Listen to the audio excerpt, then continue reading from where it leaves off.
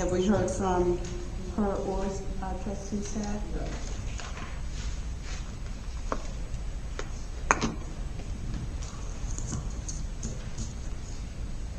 Having called the roll, it's evident that we have a quorum.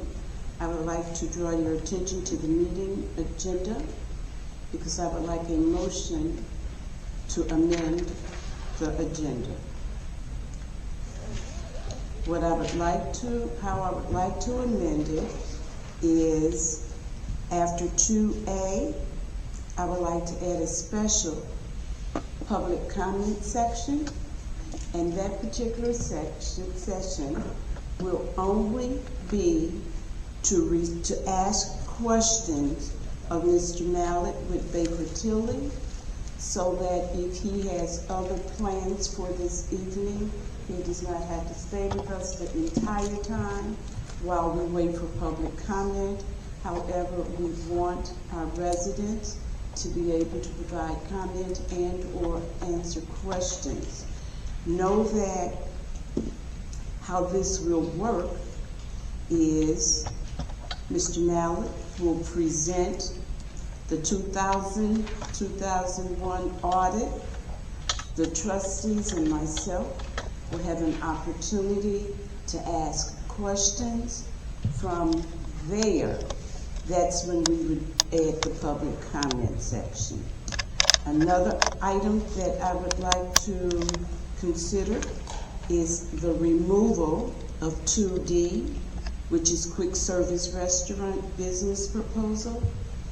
They are not ready to present to us this evening, and the same goes with item E, the Sauk Village Athletic Association. I'm asking that that be removed pending additional information as well.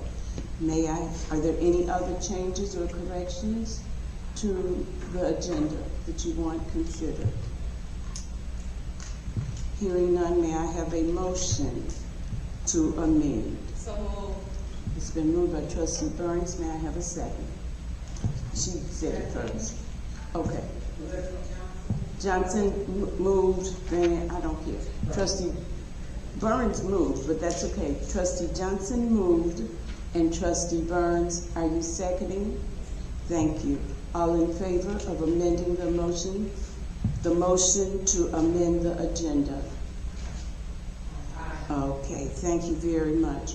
Without further ado, we're going to start with our review of the 2021 audit. Mr. Mallett, you want to come forward?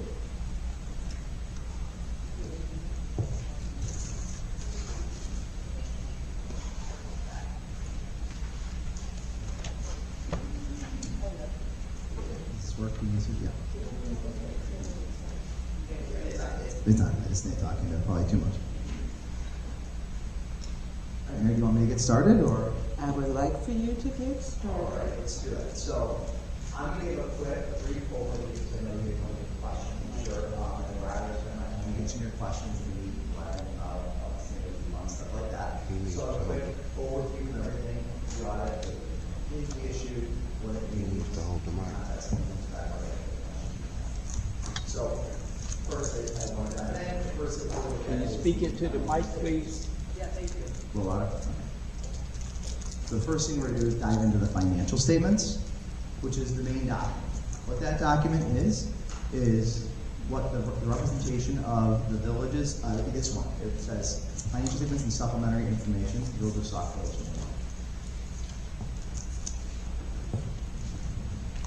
Okay. What that report is representation of the village's complete financial health for the fiscal year ended April 30th, 2020. That covers all of your funds, all of your pensions, things of that nature, the full picture, if you will. That's the core document of everything we're talking about tonight.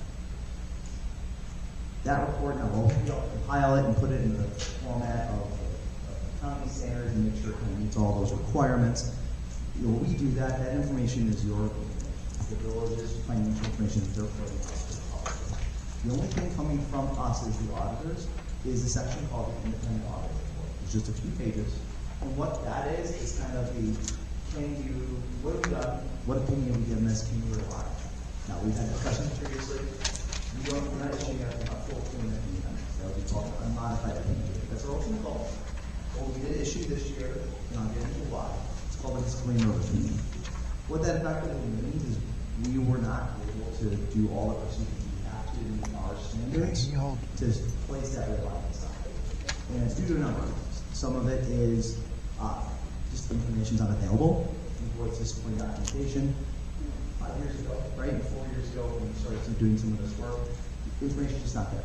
You can't validate certain pieces of information. Other pieces of information, we had to take rough guesses as to what it is.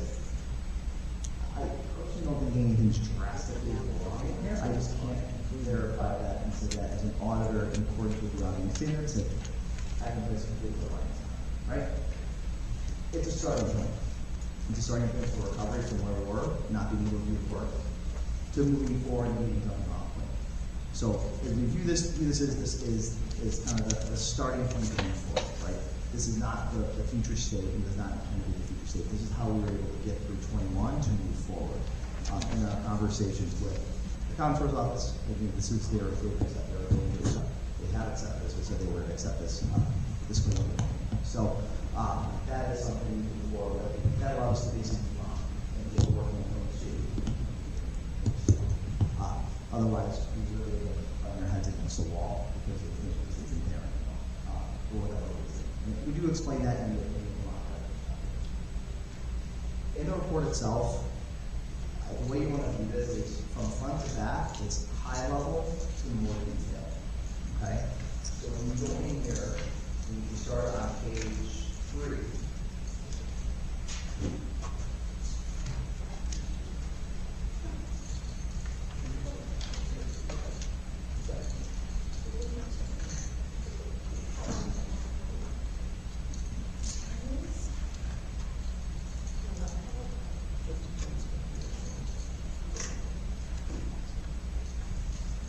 So if we start at page 3, those are called the NED-wide claims.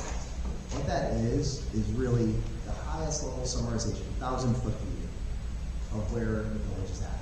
So that takes all their funds and their operations and consolidates them into basically 2 categories: governmental activities and business activities. For that limit service, the business activities are your enterprise funds, your water and your sewer. Everything else is governmental activities. So that's just a way that we put everything on there, includes some of your long-term liabilities, like your pension liabilities, your OPEB, post-employment benefit liabilities, your capital assets are on there. It's everything, whether it's something that is related to current operations or it's 50 years down the road. It's all in these statements. These statements, while they're the full picture, are not all really the way you operate from a budgetary perspective, right? You operate this in a fund model for your funds. So I think the statements you really want to spend time on, start with page 7. And those are called your fund financial statements.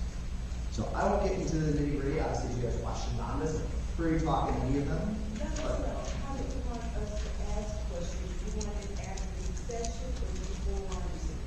I would say if you guys have a question, if we're talking about something, I'm going to try to stay as high level as possible here, but if you want to dive into something while we're looking at it, I will do whatever you guys want. I've done it a million ways, so however you guys want to. If you want to raise your hand and ask a specific question because we're on it, great. If you want to wait till the end, also great. Either way works for me, because I can talk all night and I don't know nobody wants that. But I think of these statements as these are the kind of the how you budget. It focuses primarily on the year of operations and use of the resources you have at that moment. So for example, if you look at those statements, it doesn't include your debt. It doesn't include your debt losses. Because those are things that are long-term in the future, right? This is focused on, okay, what are your current dollars that you use for? Now, the money you have set aside for future services here. Right, those liabilities. So you show basically a bottom line. It's not an immediate year. You have accounts payable and other liabilities and receivables for money that's due and expect to be collected in the near future. Or money that you can fund, whether it's in your fund. But basically, what are you doing with your money now with some accounting for future obligations, future short-term obligations, and future short-term expected receipts? It's kind of when you're stating the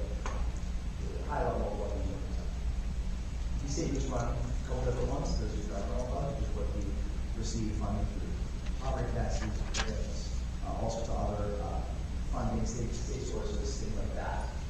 And they're operated based on the enterprise funds, which are proprietary funds, I should say, which start on page 13. Those represent the fund that only operate more businesses, right, in the sense of you have customers who provide water services, and you charge them for those services. So these funds are treated separately. These are treated more like those first couple statements where it includes everything. Why that is? Because that's the same as it is true. They're created more and more. But that is primarily because they operate like businesses and having those things on there is more representative of where they're at. Whereas the governmental funds, the previous, more times I was operating on a very regional basis. So that's why they're a little different, a little line. So if you're able to take I won't get too hung up on that UI statement necessarily because they don't necessarily how to operate. So just more pointing that out as we move on. As you go through, you can notice the financial statements, you can punch information on various items. Basically, there's more detail on each one, whether it's your cash and investments, whether it be your debt, whether it's capital assets, whether it be amounts owed between funds or amounts trained. Those will start on page 21, and they run through page 16. So there's a lot. This is, if you go further, you get kind of meat and potatoes of stuff that, I do recommend reading. The reality is, you want highlights. But this is where you're going to get more information on the numbers presented in the financials themselves, as well as on the context and some other things. Further beyond that, there are some other required reporting sections called required supplementary information. What is included in there is some historical pension and closing point benefit information. So this gives you, during a 6 or 7 year time on the specific pension plan, historical funding levels and contribution levels and things like that. So it gives you more than just the current year, from a past perspective as well. It also includes budgetary schedules for your general fund and some of your major funds. Beyond that, you get into some more budgetary schedules, supplementary information, some more detail. So as I said, it goes from high level to pretty granular and pretty detailed as you go through. But if you want to see where things perform, for the funds that you can budget, then not every fund had a budget for 21, which is normal if that's the case. But for every fund budget, there is a comparison schedule that goes what was budgeted to what actually occurred in fiscal year 21. So that's kind of it has more detail than you're welcome to that too. Just detail goes on. So that kind of makes up the story, right? And I think in terms of the one thing to point out, I always put that in there, what is on the sets, because I think there's a Can you hold the mic properly? We can't hear. Think about a future channel, there's a future fund status, these pension fund status, over 20%. And what that means in dollars and cents, this could be required contribution. Right? The way the pension fund works with these single plans, where it's the village contributing to the their own base. You fund it with your own tax, right? But the income employer employee contribution is smaller. If most of them are your tax dollars, and then the investment earnings, and those funds that are reserved. Can you speak into the mic, please? If the funds reserved are not enough to earn investments, a welfare plan almost makes enough from the investment earnings in a good year to cover more than what your costs are, right? So if you think about that, look at that, something that's solid in your going through it, you keep your eye on it. As you think about budgeting plan for the future, your allocation of your research to that is going to be something to keep an eye on. I think you look at the historical data as a whole, like we don't have 22, 23, 24, 25. You can't even talk at this point, right? But on an overall basis, I imagine there will be some similar trends. Pure assumption, right? I don't see anything yet. But I imagine there will be some similar trends that we can be cognizant of from a global basis as we plan operation. We just got stuck out a little bit. Can you all go back here? No. Okay. All right, sorry. All right, I'll talk a little loud. I'm trying not to talk too loud, so maybe I'll talk a little loud. Okay. All right. So that's the financial statements, and obviously we'll go into some questions. I'm sure there's plenty of questions on this. We'll dive in. There are a bunch of other reports we issue as well. So there are 3 separate bound reports, and they relate to your tax refund and finance districts that required reporting in fiscal year 21. So that was the Logistics Center TIF, Surrey-Brook, and Sauk Point Industrial Park. All those are basically almost like carve-outs of information for those specific funds. So pretty much everything in that report is already in your financial statements, but it's more of a carve-out saying specific to these funds, here's what's going on. There are two opinions we issue on that. One is an opinion in relation to the financial statements. So what that's saying normally is, hey, this information agrees to what we brought in the main statements. They all talk to each other. And they do, but because we couldn't issue an opinion on the main statements, we can't issue an opinion on that. It's kind of a domino effect. Additionally, we issue a report on compliance. Due to some of the things we'll talk about when we talk about internal controls and some of the historical records, we just didn't have it, so we couldn't issue an opinion on compliance. So I know prior, you would sometimes have findings on your TIFs. We didn't provide any findings because we didn't really have the ability to do the work to get that. So there's a note in there that if we did, we might have had something, we might not have. But just be cognizant of that, in terms of this kind of all kind of the knock-on effects of the disclaimer we put on the main financial statements and lack of the basic scope limitation we had, the ability to do certain work, it carried forward into the TIFs as well. All three of those reports you'll notice are very, very similar, and a lot of that is due to the nature of how they operate and what happened during the year.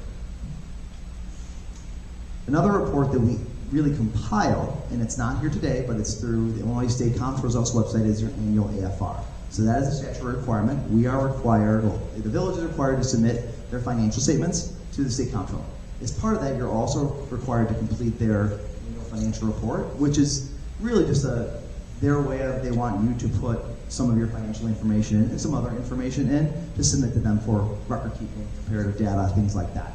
That has all been submitted and is available online at the Comptroller's website. So things are sitting in there. The annual financial report is sitting in there as well. So that is a statutory filing.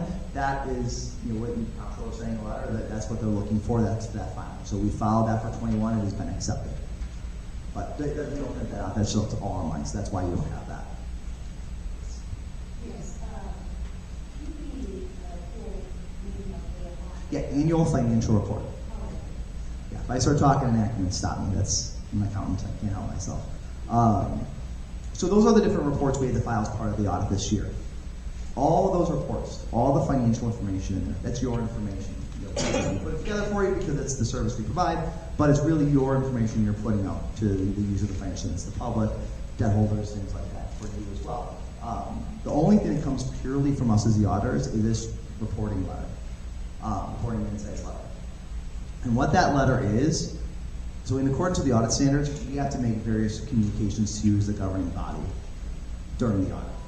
When we were initially engaged a while back, we sent a planning letter that laid out some of this, but this is kind of the conclusion letter of saying, here's all the things that we had to communicate to you during as part of the audit process. So it's a lot of our auditing standards, so it covers a lot of different things.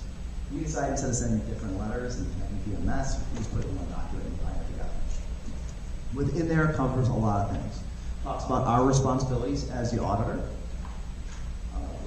So if you go to page 3, it lays out our responsibilities and what we're going to communicate to you as part of the audit. So it's kind of a little bit of summary, is what the audit process means. It also goes into a bunch of other stuff, such as our audit status. How did the audit go?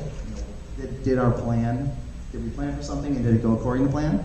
It did not, right, because of the opinion. So we talk about that in here a little bit. We talk about some high-level stuff. What is our audit approach? What are the big risks that we went into? What are the key areas we looked at?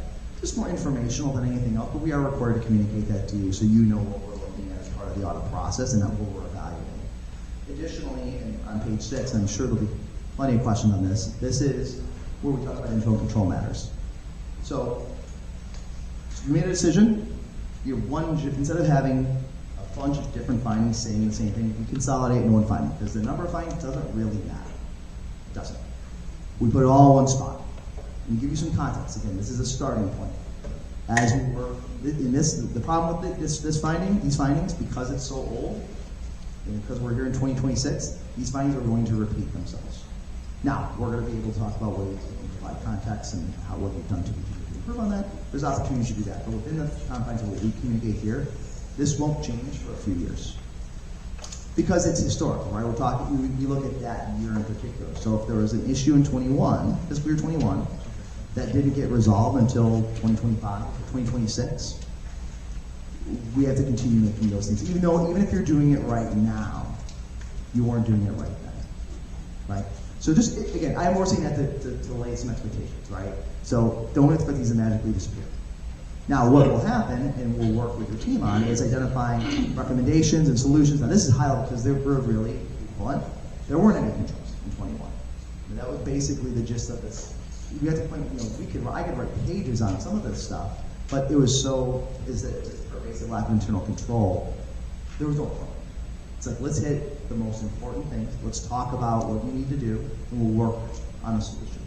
And over time, what you'll see will happen is some of these things will go away, and they may be replaced with a more nuanced kind of recommendation improvement, like, hey, we closed this gap, but we haven't closed this gap, right? So this could evolve over time, and will evolve, actually. It will evolve over time as you implement controls, processes, changes, like the things you've already done and things you're going to do going forward. So view this as your starting point.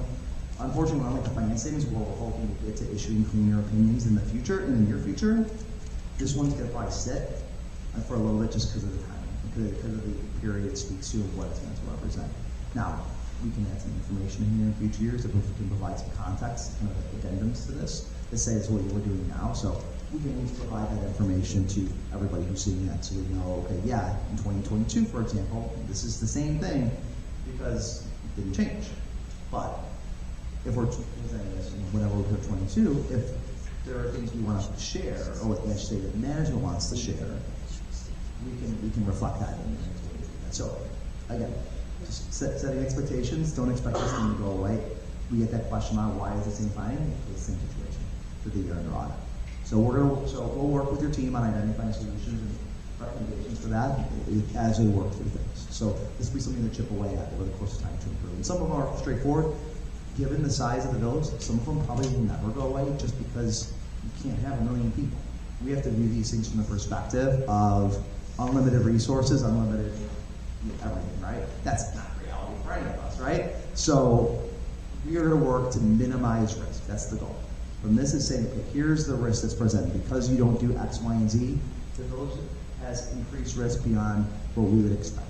That's effectively what we're saying and why we report these. If you were to Ms. Charles, for this being presented today. As far as for this being presented today, good evening, everyone. You said close out, so we'll be closing this out and we still can add to it. Is that what you're saying? No, so 21 is going to be closed. But as we move forward in future years, this section that I'm talking about will repeat itself because the same situation exists in fiscal year 22 when we do that. So when we issue the 2022 audit for April 30, 2022, this is going to be exactly the same.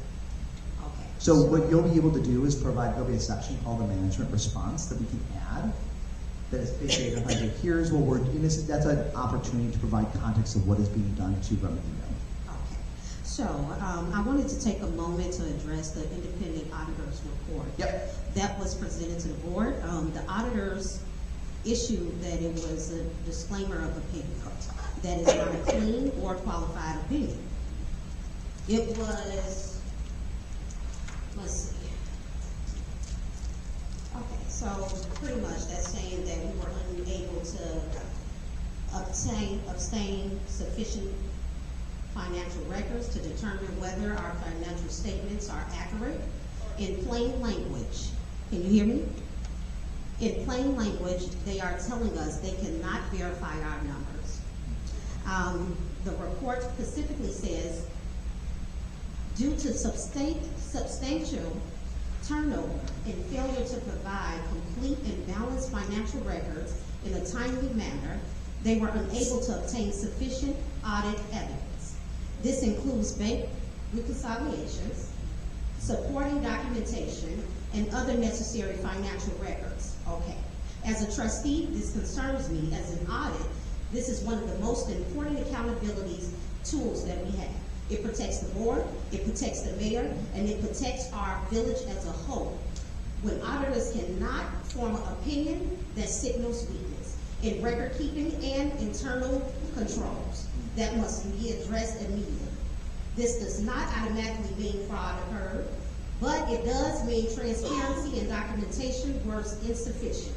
And when public funds are involved, insufficient documentation is unacceptable.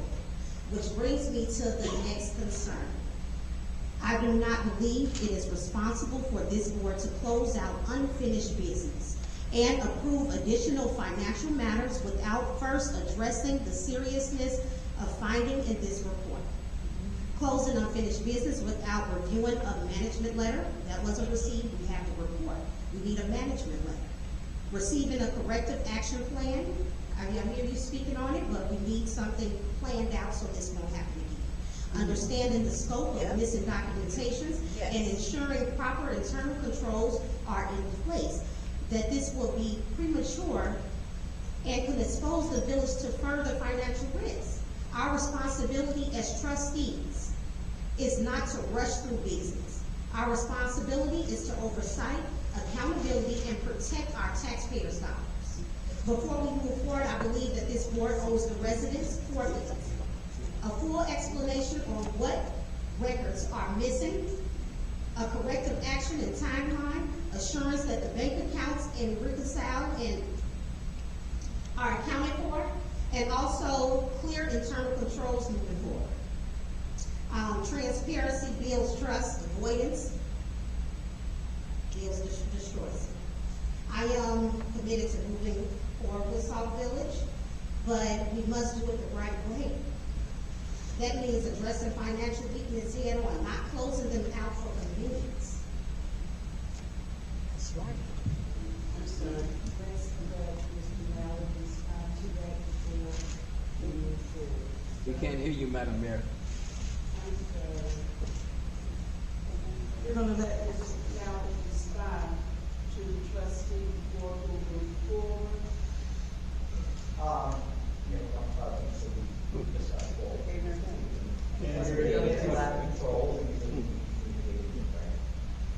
guess a couple questions to just clarify. Still can't hear? No. All right. Almost 3 minutes to the microphone. It's off. It's on. So, there we go. All right, I have like one spot where I can do this. All right. So when you speak about a management letter, that's what this is. That's not the technical term. Everybody throws around management letter. That's what this is. This is our communication from the auditors to you as a member of the governing body of our observations in accordance with the audit standards. So things that we are required to communicate to you as a governing body, this is what the management letter is. This whole book is what, it's kind of a layman's term, right? Management letter isn't actually a real, in my world, right? We don't call it that because that's not, that term doesn't really exist in our world, but it's what everybody calls it, right? This is what that is. That's the management. This is our communication to you as a governing body and also to management of our observations, our results of the audit from our perspective as the auditor. So that's what this is, okay? But we don't just call it that. Okay, so as far as for the breakdowns, Right. why is there so much missing? In terms In of, terms of, you pretty much, no response is worse than having a response. Can you put the mic? You don't have an opinion. well, this isn't an opinion letter. It's not what this is. I mean, but on every auditor's report that you have in each page, that's what it says. Oh, you mean in the independent? Well, that's okay. There's two different things. There's the independent auditor's report, which is us saying whether we can provide assurance on the numbers in the financial statements. That's one thing. This letter is a bunch of other communications related to our observations, potential issues we identified during the course of the audit that don't necessarily align with are the numbers good or not. So, in theory, we could issue a clean audit opinion next year. I'm not saying we are, but we could. This letter says exactly the same. They're not, while the reason we give the disclaimer is tied to the things we have here related to internal controls, they are not synonymous with each other, okay? They cover two different things of the overall picture, right? So the independent auditor's report is basically, can you trust these numbers? This is, what do we see during the audit? I have plenty of clean audit opinions where I have a book of findings, just like here. Because we can get comfortable with the numbers, but they have risks because internal controls aren't in place. Those are two different things, right? They can also be related to each other, but they're two very different things we're looking at as part of the overall financial health and operations of the village. Does that make sense at all?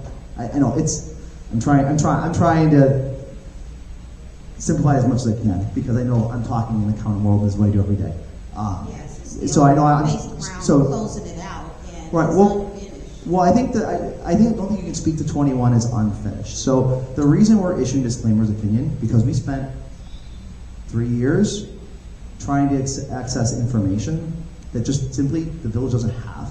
So your choice becomes, in that situation, to continue to try to do that, which we did. We tried for a great while to get certain information.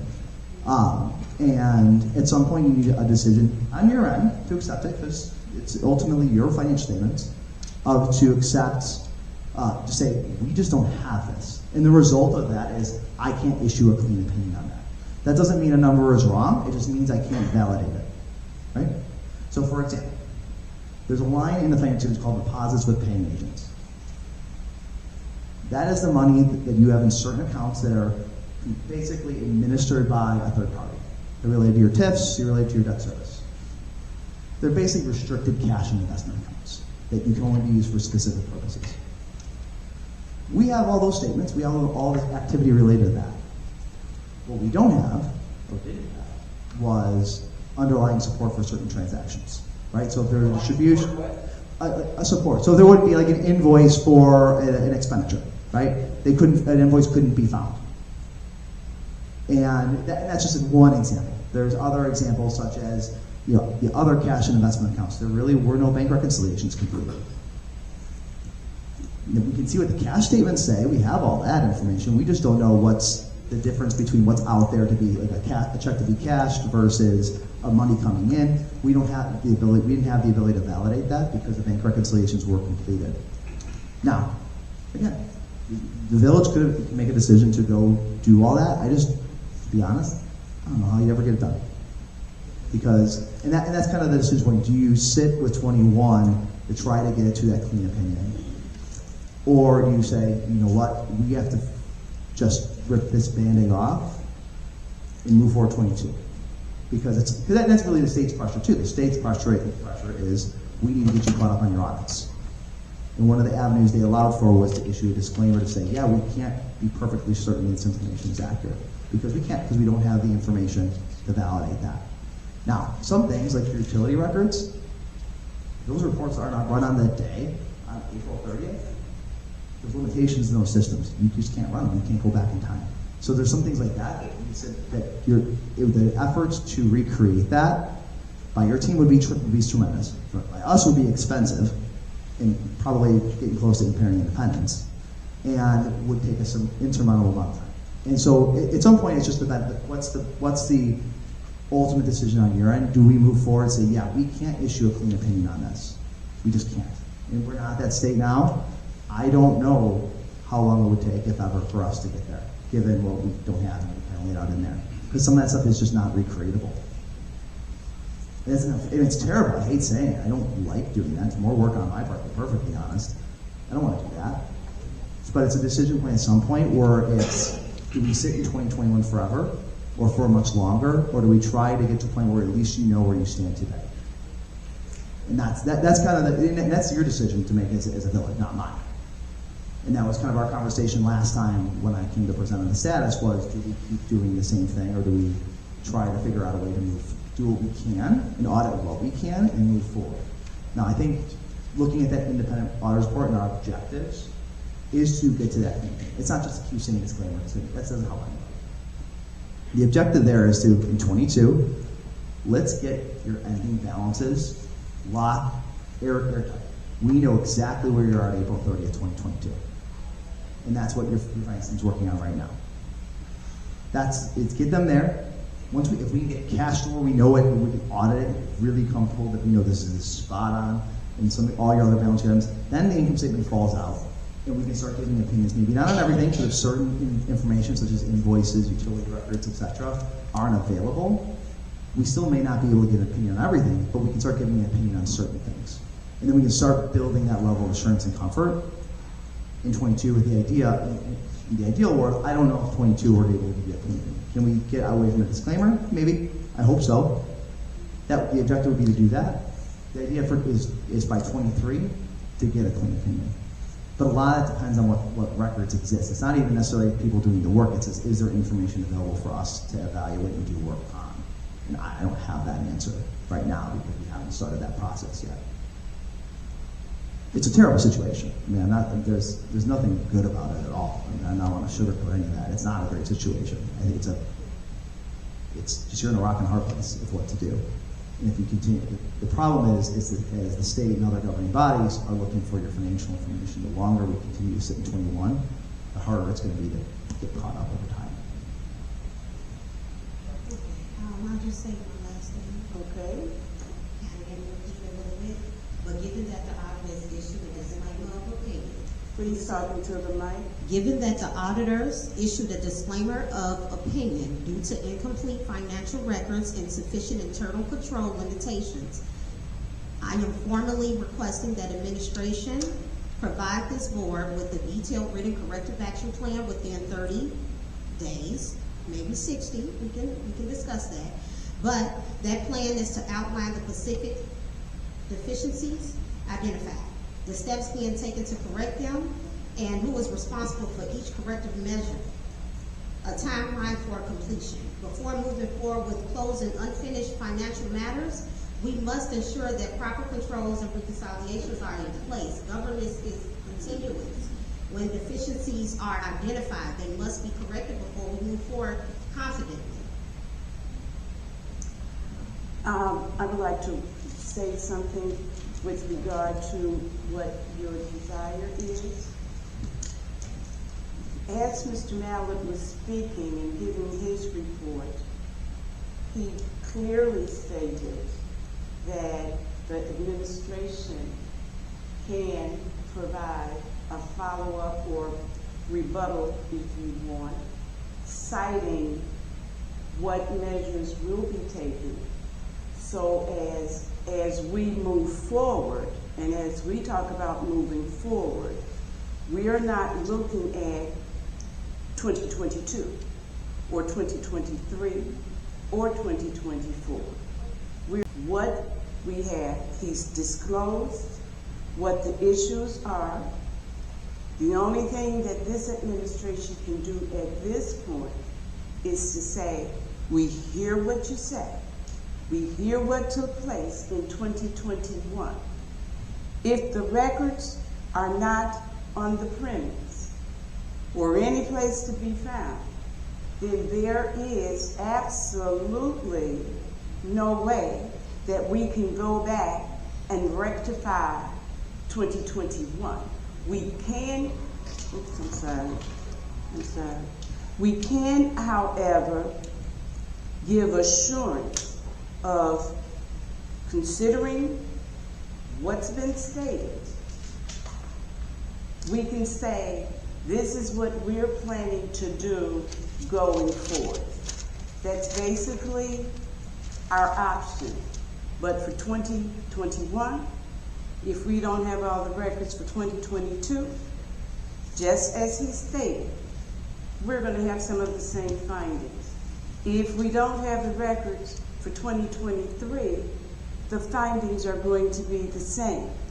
All we can do is to state, we acknowledge, and this is what we're planning to do going forward. And I'm going to ask at this point for you to say what you're going to say right now, and let's hear from Trustee Johnson. We're going to go on, and we will. That's the state controller.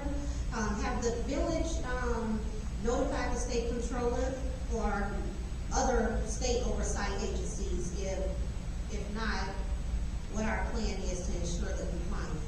We have been in communication with the controller, and as I said, I'm going to respond to this, but remember, 2 comments and then another have an opportunity. So I do want to do that to be fair, but I'm going to answer. If you can remember last year, before we became seated. No, this is Okay.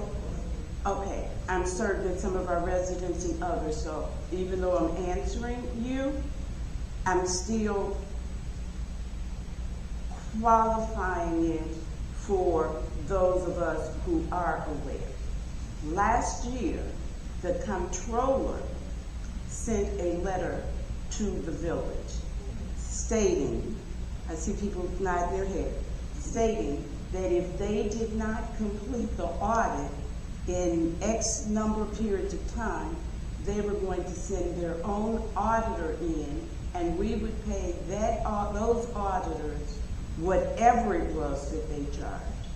And at that point in time, the then trustees agreed to continue on with Baker Tilly and to give them as much information as they can. Know that also, just about a week ago, no more than a week ago, we received the same letter from the comptroller's office stating that if we did not complete all of these audits from 2021 through 2025, they would dispose their own auditors to come in, and whatever they wanted to charge us, we would be responsible.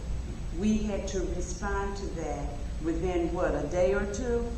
We did respond, letting them know that we have closed out the 2021 and what our plans are moving forward for 2022, 2023, 2024.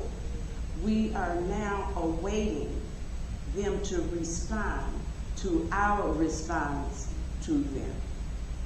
But as I said, this was just last week. Moving on to Trustee Johnson. I have a question. Clerk, where was these placed in our mailboxes? I am in the mic. You have to turn it up from the box. The mics. They said we should turn the mics up. Turn them on. Okay, Friday. Okay.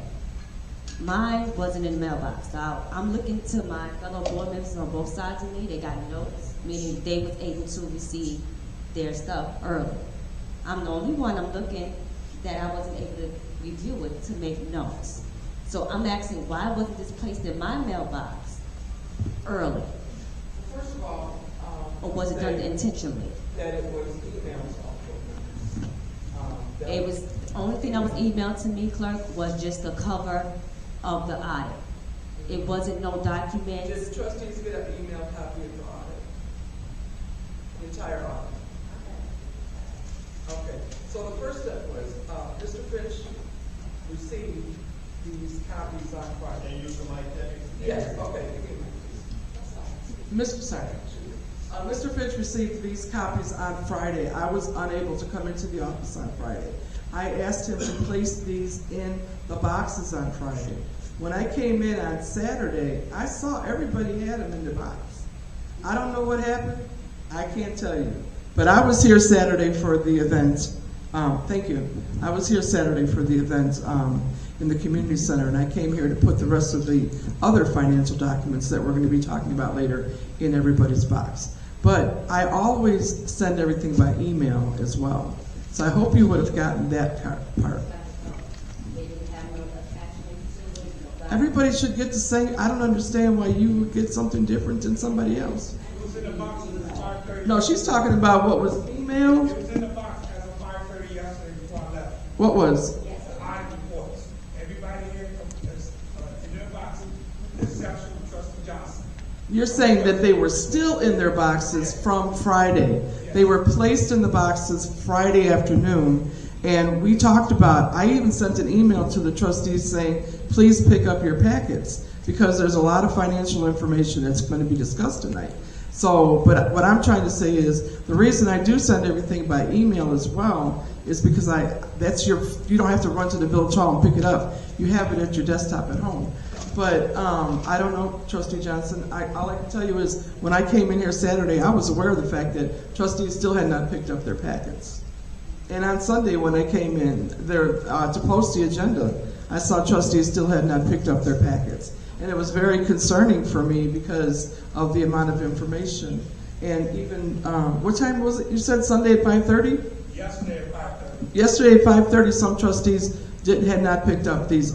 And the problem that I have is people say they don't get their agendas, or they don't get their reports or their packets. When I do anything, I do it in multiples of 14. Everybody gets the same thing. Everything goes in everybody's box. I mean, I make 14 copies. I put it in everybody's box. But letting it sit there for 3, 4, 5 days at a time, that's putting your documents at risk, and it's been happening for years. This isn't something that's just started happening. But when packets are prepared, which is another reason why I back it up with the email copy. So I'm sorry if you didn't get it, but can I just ask, you said, Trustee Burns, you got a complete copy of the audit in your email? The thing is, we had Mr. Mallett here to answer questions for us, and we're talking procedural matters. Now, I will say, and then we are going to have to move forward. Thank you, Nancy. I too was here on Saturday, and on Saturday, I saw that everyone had the packet. So what happened between yesterday and today, I can't say. But I saw them in everyone's mailbox. No, I didn't say except for, I said I was here Saturday. We're not going to argue. I said I was here Saturday, and I saw them on Saturday in everyone's mailbox. And he's saying, except for my mailbox, it wasn't in my That mailbox. was yesterday was Monday. That's not what I said. I did say Trustee Johnson. I meant to say Trustee Jones was the only one that did not have it. But as of 5:30, everybody with the exception of Trustee Jones, who I gave her my copy, had the audit in their mailbox. Okay, we're going to move on. I'm sorry. Yes, you have a question. Okay, so you're saying we're closed out 2021 audit. Now, my thing is, I wanted to know, and we're going to just move over to 2022. I'm thinking, if we're skipping over, are we skipping over to 2021, and then we're going to 22, and we have like a beginning, and then we have the ending for the 2022? Is it a risk that we're going to be missing some numbers? How can we get an actual accurate number if we're passing on this 2021? So I wouldn't say skipping over. Ooh, okay. Okay, well, explain that. Yeah, so I wouldn't use the term skipping over, because we did do a bunch of audit procedures around what we could. So we're vetting all that stuff. It's just there's certain areas that there were blind spots because information wasn't available. Now, as we look at 22 and why I speak specifically to the balance sheet, that means that's as of that day. Where are your cash and investments at? What do you owe to others? What is owed to you from others? Property taxes, things like that. The goal for fiscal year 22, at the very least, is to know that as of April 30th, 2022, we have everything. We know exactly where you are at that date. Because then what happens is, we're not super comfortable with fiscal year 21, right? So our starting point is squishy, right? Some stuff we feel great about, some stuff we just don't know. And to your point, there is risk. There absolutely is. And that's why we issue a disclaimer, because we don't know for sure. There's some things where I say, this is pretty good, but as an auditor, in my opinion, I can't say that because I don't have the evidence to support it, right? And this is when we tend to issue a disclaimer. We still do as full of an audit as we possibly can. We don't just throw a report together and say, here you go. We vet out everything we can until we get to that stopping point where we can't do it anymore. So while I can't provide formal assurance in here, there is stuff where I feel good about a starting point. Now the question is, to your point, is there a risk of missing something related to the stuff that we aren't comfortable with? 100%. There's no question about it. Thus the internal control comments, right? Because there was no controls. That's the real risk, right? What happened in fiscal year 21, in fiscal year 22, that not only we don't know, what you don't know about. That's where its internal control communications come from, and why it needs to be remedied. And now it's 26, so again, nothing's going to change in terms of what I'm communicating here. Doesn't mean you can't do anything about it right now, right? Which this is more saying this is into fiscal year 21 this year. These are the lack of controls. These are the gaps in your processes, and as a result, you're at greater risk. So in 22, there's going to be risk. Now, as we get to that 4/30/22 number, and we say, hey, we're good as of this date, that gives us that clean kind of line in the sand to say, we're going to feel really good going forward on everything. But yeah, there's going to be risk of something in that 21 and 22 window that we don't know about. And that's just due to everything else that we've talked about. And it can't be controlled. And at some point, yeah, again, I hate even saying it, but at some point you need to say, where do I have that clean cutoff? Where do I know where I feel really good going forward? And then, if, of course, you want to keep looking backward, you can absolutely do that. But it depends on if it's worth it. Please, we're gonna, no.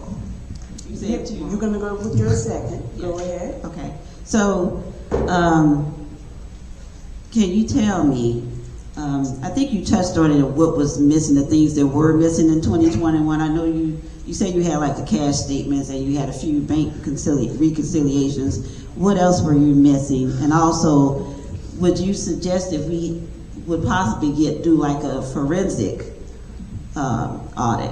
So I'll start with the first part of your question. Not all inclusive by any stretch, because I don't have it sitting enumerated in front of me. But some of the things we were missing, we request certain invoices just as part of our audit process. We weren't able to get it. There were some personnel records we weren't able to obtain as part of doing our personnel testing for your pensions to make sure the information going to IMRF and your pension plans are accurate. There's some stuff missing there. Some of the utility billing reports that kind of have to run as of that date related to kind of outstanding billings and things like that, that wasn't available. And that's one in particular, that's gonna be hard to recreate if it hasn't run. And we've been there with some other organizations where that's a whole different animal together that I won't get into. But basically, if you don't run as that date, it's very, very difficult, if not impossible, to recreate. I'm trying to think, what else do I have in here? There were certain other local receipts that were not significant. We probably wouldn't have spent much time on them in the audit. Certain items that we simply we didn't ask for them. We didn't dive in them. We knew the records didn't exist, but we didn't dive deep because they weren't material. We don't look at everything as part of the audit, right? We don't look at every dollar. We look at strategically the most significant things, the things most likely to be wrong.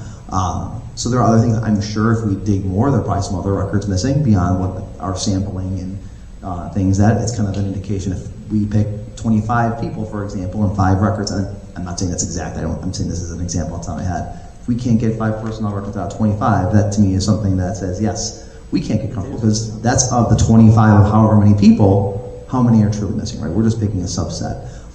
So when we do that, things like that, we might pick something and say there's no support. That doesn't mean that's the only thing that doesn't have support. So that's we kind of extrapolated across. So we took a look at segments and pieces, and then we say, all right, well, we're missing something here. And instead of replacing it, we can, if it's a one-off, we can kind of evaluate how concerned we are. But when it's multiple things missing, multiple invoices, multiple personnel pieces of information, things like that, we just can't get comfortable with the information. Thank you. Trustee Dr. Winston?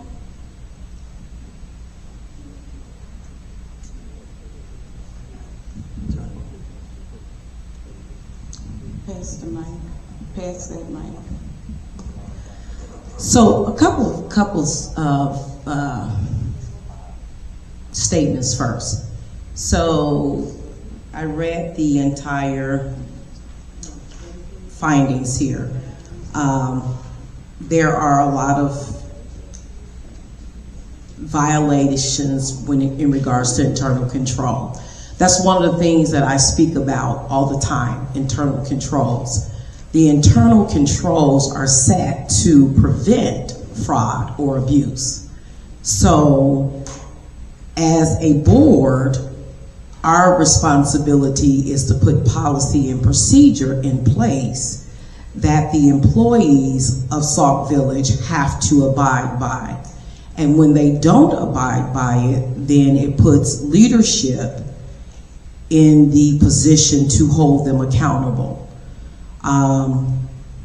Trustee Jones, to ask the leaders to give us a plan of action within the 30 or 60 days, but for us not to create and approve policy is really not going to provide us with the internal controls that we need. The employees need to have policies and procedures in place that protects the internal control.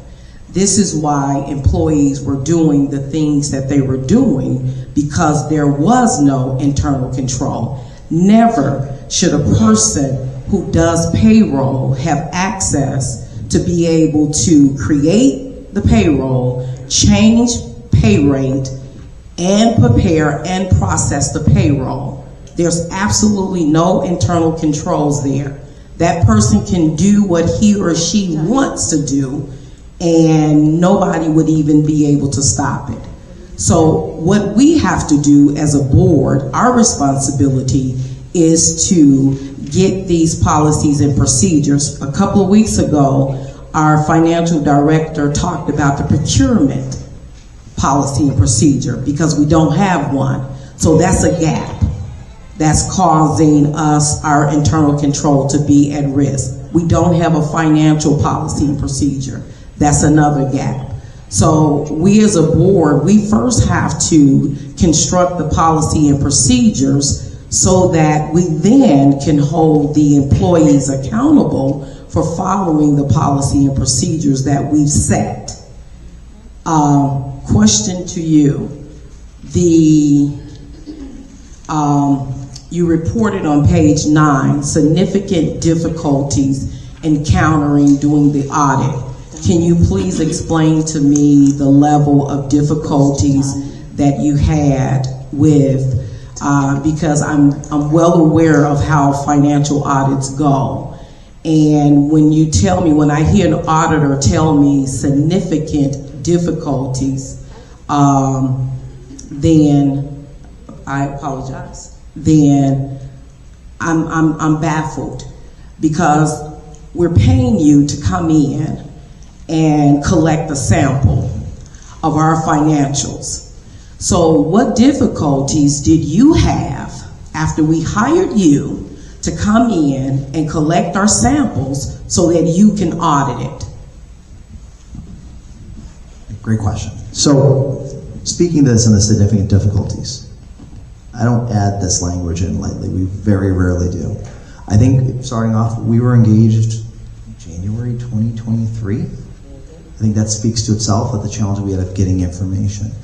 I think there was a good, we'd go 6 months with various people in the organization without hearing anything. We'd follow up, make requests, we wouldn't call them every day, but we'd send requests, we'd be uploaded into them request lists, and then not receive anything. And that was kind of a ongoing cycle for 2 straight years, I'd say roughly. And then as we finally got even just the initial, because the way the audit works, and I'm sure you're aware based on what you said, there's waves of requests, right? We kind of ask for some basics, populations, big, your general ledger, your data, so we can go into the data and then pick what we want to look at, right?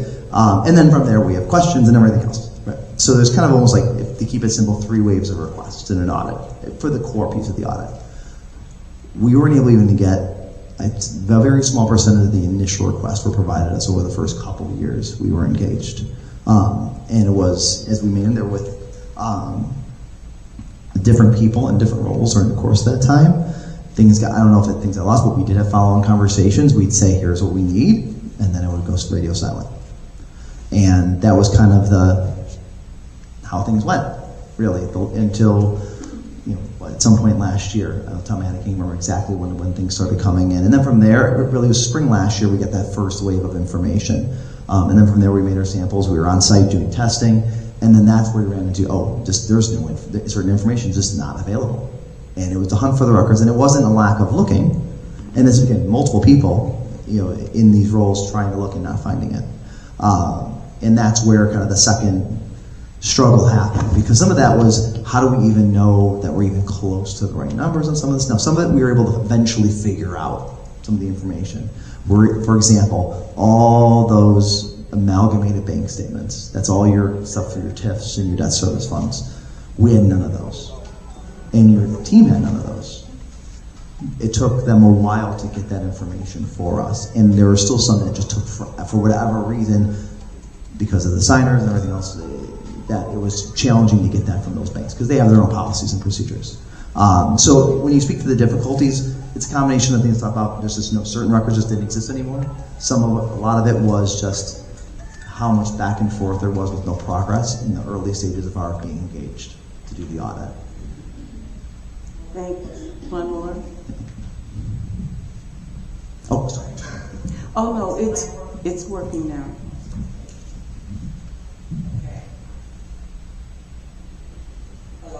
Turn it on. No, just take your time. Okay. On page 10, you have fraud. I've heard a lot about. Yes, sorry. Yes, this one. I've heard a lot about this fraud from a former village employee. Based off of this audit, you could not find information to validate such claims. Is that correct? Correct. So our job is an audit. So maybe I'm going to take a step back and explain the role of the auditor when it comes to fraud, because there's a lot of misunderstandings of what my job is related to fraud. The audit is not intended to find fraud. My job is to say, are the numbers that you're giving, do they represent what actually happened? That could include fraud, right? If money went out the door, whether right or wrong, the money went out the door. Now, my obligation as an auditor, of course, my standards, is if I am made aware that fraud exists, may have existed, or there's allegations, suspicions, we have to evaluate it and determine how it would impact how we approach our audit. Based upon how we did the audit, we are communicating things, and again, this goes back multiple years. We are communicated with allegations of fraud, right? I think everybody knows all about it, but I won't get into details. Those allegations are made. The dollar amounts accused, while big, from an audit perspective, were not significant, right? Because at the time, ultimately went through various processes. We would maintain updates to make sure we are aware of what's going on. Our job is to be aware and to adapt what we do to address that. In the course of our audit, and this speaks back to those internal controls, because the records were so poor, I couldn't tell you whether anything happened. And not just this alleged fraud. If there was another alleged fraud, I couldn't tell you. To be perfectly honest, that's part of the disclaimer. Part of our internal control issues is because you speak to internal controls being a way of mitigating the risk of fraud, but also just simple error. Right? Again, lack of controls isn't even nefarious. It's just natural human error. You don't catch that stuff. And as we looked at the general ledgers, there was a lot of errors. Whether that was on purpose or not, or if they were legitimate, you can't even tell. And that's where we landed where we were with all these control issues, in our ultimate opinion. Thank you. Trustee Jones? You had your hand up? Johnson, I'm sorry. No, you had your hand up. You were doing all of that. Okay, no question, fine. Trustee Johnson. And just by you stating all that, my suggestion to my fellow board members is that we start asking for a forensic audit at this time. Thank you. She said we should ask for a forensic audit. I know we talked about that in May of 2025 and it never went anyplace, but it's quite likely that we may need to take that advice. Trustee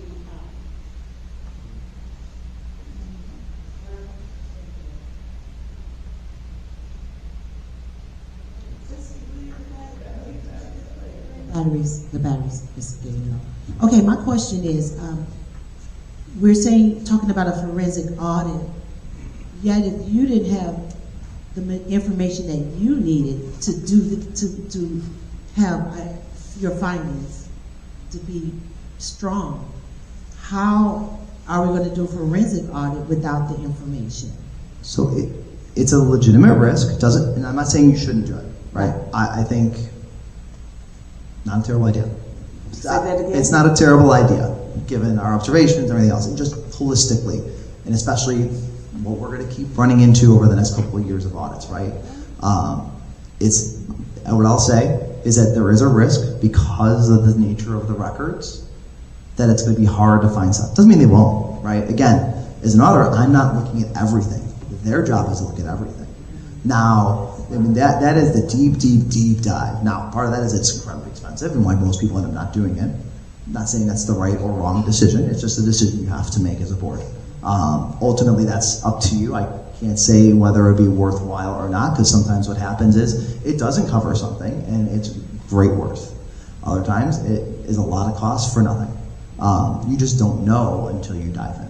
So ultimately, it's a decision you collectively as a governing body have to make to determine if it's worthwhile and find someone who can do that. There's plenty of ways to do that. I mean, I don't do that myself, but we have people, and there's other firms that have people. It's a service that is provided, but it is incredibly expensive for a reason. But so you have to make sure it's worth it. I just want to make sure when you make that decision, keep that in mind, and if you decide to go forward, there's a risk that it's not worthwhile. And I'm just putting that out there as, doesn't mean don't do it, just be aware of the risks of the results. They're going to ask for exactly the same documents as you. Yes, more or less. And if the documents don't exist, and that's the risk, right? Because if they're asking for documents that don't exist, Exactly. now what they could do is ask for documents we didn't ask for in the course of the audit because they weren't large, right? We look at small and large, but there's, again, we sample, we don't look at everything. They could look at something, an invoice, and say that we didn't pick because we didn't look at everything, and they say, oh, we deep dive into this because this is where we see the risk. Maybe they find something. That does happen. There's different levels of how we do this, right? This is like full. It's called forensic for a reason. They are uncovering everything, but you have a limitation if the information doesn't exist. Just like if I can't audit what I don't have, they can't issue their report without.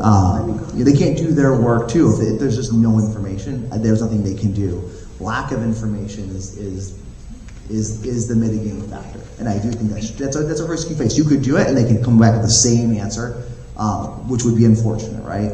Doesn't mean it would, but they could. Trustee Johnson, we're going to go to you, and then we will round back. Yes, I'm not done, and he was answering Wait a minute. one question. Excuse me. Wait a minute. Wait a minute. Wait a minute. Thank you very much. Keep in mind that our code, our documents that you all are talking about, we got to start following policy and procedures and all of that, our say, including Robert Rules of Order. Each person get to speak twice, and then it goes to the next, and then we can always come back. Now I haven't spoken twice. You have. No, I have not. Point of information. No, I have not. Don't start that again. Okay, wait. I asked him a question. He's answered. And then you asked him the same question over again. No, I did. Okay. I have my second. I have my Mayor, this is what we're going to do. This is what we're going to do. We're going to take a moment of silence so that we can continue to conduct this meeting in a manner that is befitting of this board and for a topic that is as sensitive as this is. I said we're going to take a minute. Okay. Give me a minute. Okay. Give me a minute. You give me a minute too. Okay? Thank you very much. So what do we just be You're quiet? just going to, I just need to continue. No. Mayor, listen, Mayor. She called for a point of privilege. No. What is your point of information? She said point of privilege. She got to go to the back restroom. Oh, I didn't hear that. That's why I said she. Point of privilege, you just go. And we will continue on. I am going to go back, seeing that I saw you guys pointing at each other and everything. I'm going to go back to you, Trustee Burns, ask your second question. Thank you. Third Thank you, question. sir. Thank you. No, one we are. person needing to go. We took that minute. Okay, so my other question is, you're going to also conduct our 22, 23, and 24 audits Has that been confirmed with you? So we've engaged through fiscal year 23. So that's our original. So once we get through 23, the recommendation, if you want to keep working, that's great, or whatever decision is made at the time. Okay, so my suggestion, if we're going to be concerned about a forensic audit, we will be best to let him finish all of this auditing process and then make a decision if we need to do forensic, because we may need to do forensic on all these years with all the missing documents, because he did say most of our documents from this point forward would basically be the same. And acknowledge also from past experience when the forensic audit came into play, typically they will not do a forensic audit during the same period. So that's not on this agenda for discussion at this point, but it's something that we will have to take into consideration. Do you want to stop their working, even though they're contracted, for the next couple of years to move to the forensic audit? Or we can't do both at the same time. They will not come in and work together, okay? So let's move on. Does anyone else have any questions before I ask a few questions? Does anyone else have any questions, trustees? Yes, I do. So I also want to know, you said that you really couldn't determine an opinion on our tips. Right. So explain that. Yeah, so just like in the audit, so there's two opinions in the TIF report, right? One, just are the financial statements accurate, just like the regular financial statements. Correct. If we disclaim on the main financial statements, we have to disclaim on that opinion. So that's just simply because they're tied to each other. It's called in our world, it's called the in relationship report. What we're saying is the information here is consistent with what's in there in the big report. It is, we just can't give an opinion on it because we didn't give it in the main report. The other opinion is on compliance with laws and regulations, with the TIF laws, right?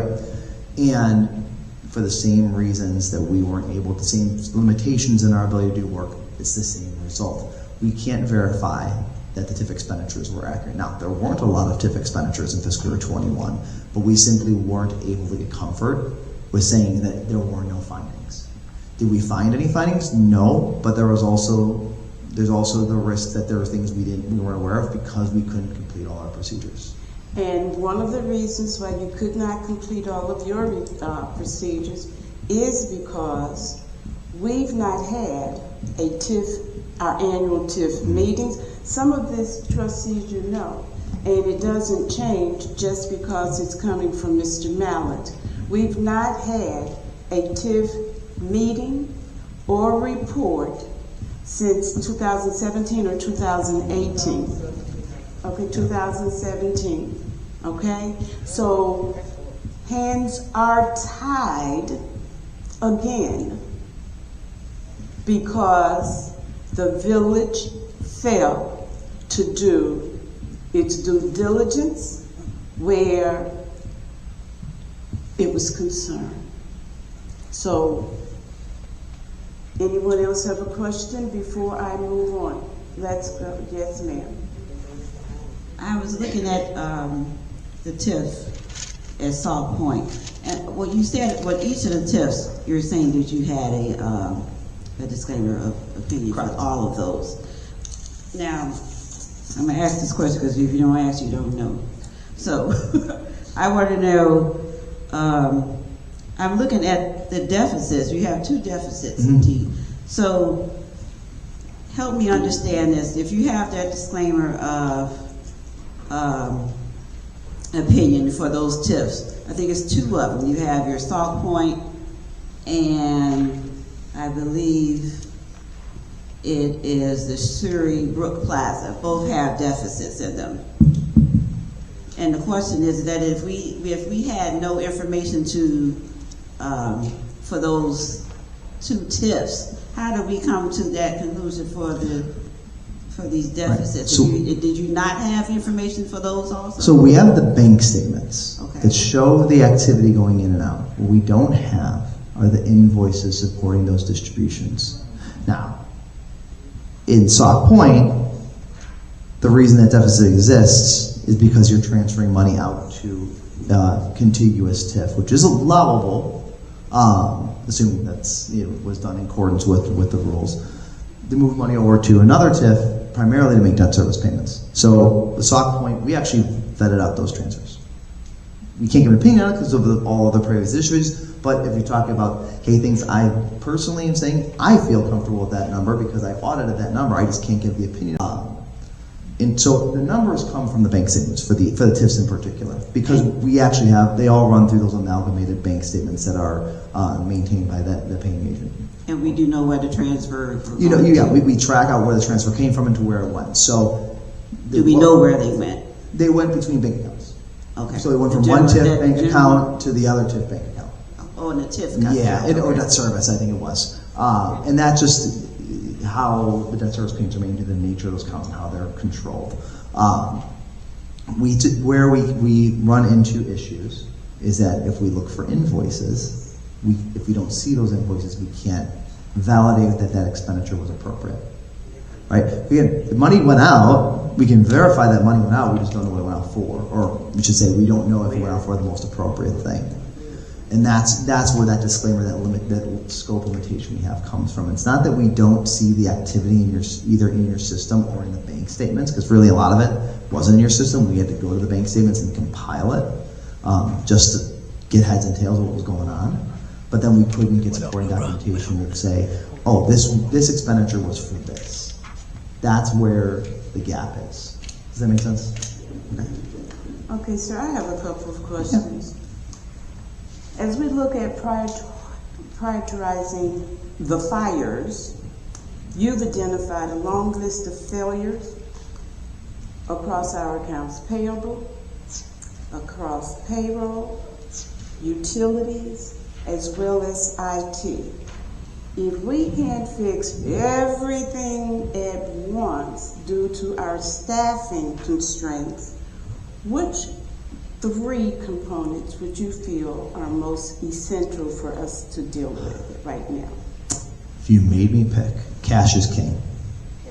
Bank recs, and we've been talking about this. Bank recs. That's 1 through 100 right there. You get your bank recs and you know where your cash is, then at least you know where you sit. And do that on a timely monthly basis. That's a bank rec in an ideal world is done within 30 days of the month end. That's the standard expectation.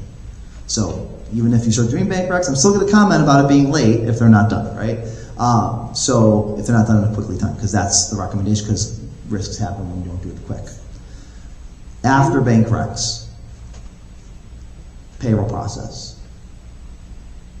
If not fully, now you're a small organization, so you probably can't fully separate responsibilities altogether, but there are various alternative creative procedures you can do to create oversight and monitoring so that someone else is seeing what's going on, right? If you have one person who enters it and processes it, yeah, we don't want to see that. It is a risk, but because you're a small organization, you might need to live with that reality, but you can do things to get that, okay, they're going to do this, but we're going to verify in different strategic stages of the process. For that, and I would say you're spending your output. What's leaving the door? So I think your payroll and your AP process is your non-payroll transactions. If you control where your cash is at, if you put good controls over what money is leaving the organization, you can manage. The rest can come after. If you had to pick and choose. Utility billing kind of operates on a high volume. It's complicated, but if there's an individual error, it's small because it's high volume dollar value. Payroll, someone could put someone on the payroll and you wouldn't know because there's not controls in place. If it's AP, a check can go out the door for something inappropriate or just wrong, right? I mean, again, not necessarily nefarious, it could just be an accident, and that just causes all sorts of headaches. So controlling what money leaves the door through AP and payroll, and then your bank reconciliations. If you're going to pick 3 things, those are the highest priority if I had to choose. Thank you, sir. I have another question. If the village was to implement every recommendation in the report, starting with today, well, really tomorrow, what is the realistic timeline before we can expect a clean or unmodified audit opinion? So that's a very good question. So while this is the reason why we couldn't give a clean opinion, this will stay on your report longer than hopefully your ability to clean opinion, and they're not, the resolution of these won't necessarily lead to the clean opinion. Or I should say, you could get a clean opinion even if these, even if we're auditing a year in the past where these issues existed. Where our ability to give a clean opinion will come from will be, one, the ability of your team to clean up your general ledger, record all the transactions, at least on a money in, money out basis, accurately and consistently. And then what records exist to validate those transactions. And that is, if something exists, some of it you can recover, right? If there's certain vendors like, hey, I need a copy of this invoice we paid you back in, 2023 or 2022, you can recover a lot of that data. The question is, what can't we recover? And what records don't exist? If there's payroll records that don't exist, that's something they should do as part of the payroll process, is do we have the records? So in theory, 22, don't bet on a clean opinion in 22. I don't think there's any way that's going to happen. Don't do what? Don't bet on a clean opinion in 22. The goal for 22 is getting it to where your end balance is really, really good, but we know because 21 was a mess, we don't know what we don't know, right? That's kind of getting us to that point. That's just a hard reality. But 23 and beyond, as long as the records exist, there's no reason we can't give a clean opinion. But if there's no records, that's the problem. That's going to be the limiting factor to our ability to give a clean opinion, is do records exist to support that information? If that happens, if we have it, we can do an audit. We can audit what we have. We can't audit what we don't have. So it really comes down to that. What do you think is the single biggest hurdle that's facing us right now? Capacity. I'm sorry? Capacity. Capacity. It's hard running a day-to-day government, behind the scenes while trying to clean up historical. I mean, it's a huge lift, and you're not the only organization in that position. It is just, it's people power, right? It's how much you have, it's how much time you have to go do it all. Do your day-to-day while also cleaning this up. It's an undertaking. And I don't want to exaggerate it. It's a substantial undertaking. And do you have the resources and people and time to get that done? That's your biggest constraint right now. Because you can have all the policies and plans in the world, if you don't have the time to implement them and do them correctly while also cleaning up what is the mess from the past, you're not going to be able to get there. You could stem the tide, right, by doing the day-to-day, but then how do you clean up the mess? Or you can clean up the mess and leave the day-to-day to still be the same thing, and then it's just kind of kicking the can down the road. So you have to do two things at once, and you just need the time and the power of the people to do it, and that's going to be a challenge. Thank you, sir. Trustees, anything else from you?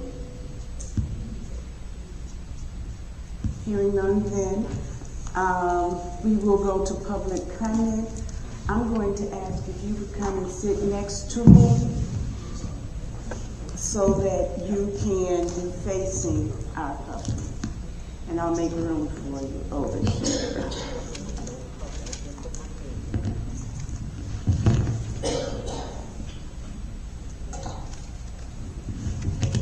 For those of you who were not here when we amended the agenda, know that we moved that we would amend the agenda to include another public comment. Now, this public comment, following Mr. Mallett's report, is strictly dealing with the audit and the audit findings. Later on, we will go back to our regular agenda, and if you have public comments on anything else, that's when you will make those comments. As always, you will be allowed 3 minutes to communicate. Usually, you would have to address your questions and concerns to the mayor. In this instance, Mr. Mallett is on the hot seat, and he's the one who will be responding to your questions, if at all possible. If it needs to be deferred for whatever reason, we will take notes and we'll get back to you at a later time. I am going to ask if you wish to bring public comment that concerns the financial statements and anything else that has been provided to us during this audit presentation. I'm going to ask that you get in line now.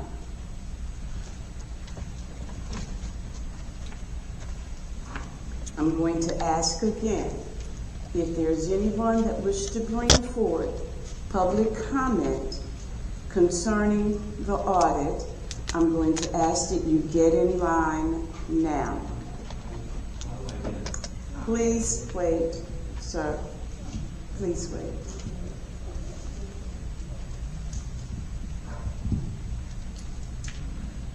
For the third time, anyone interested in bringing forth public comment, please get in line now.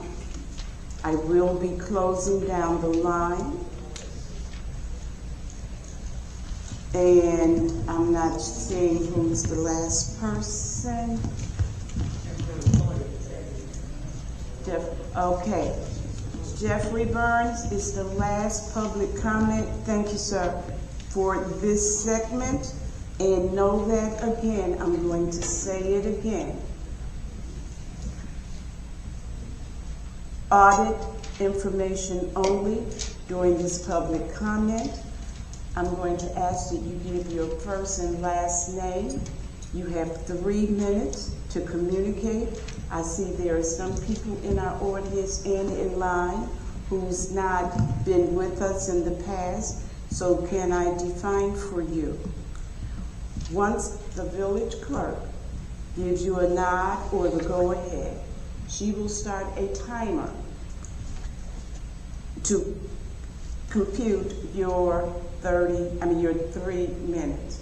She will give a 1-minute warning, and at that point in time, you would have 1 minute left to communicate, and then complete that sentence, and then we will ask that you stop. Does everyone understand the rules of engagement at this time? Let's go. Go ahead, state your name, please. Is the mic on? Is your microphone on? No. I'm going to restart your time.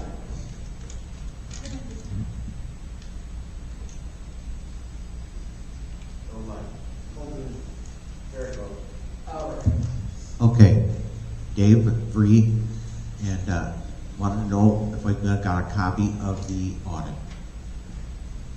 Copy of the audit is actually on the website, www. It's on the website? Okay, because I know people that work with audits and how to put policies into effect to help the village, so I just... Thank you. All And right. going forth, either I will respond to the questions or Mr. Mallett will respond to the questions, unless I ask for help from someone else. Do you have anything else, sir? Do you ever take volunteers to help you with people, with your tasks? Oh, yes, sir. Oh, most definitely. Because I know people that would love to volunteer May to I help have out your- with your manpower. May I have your contact information before you leave? Okay, Thank you. all right.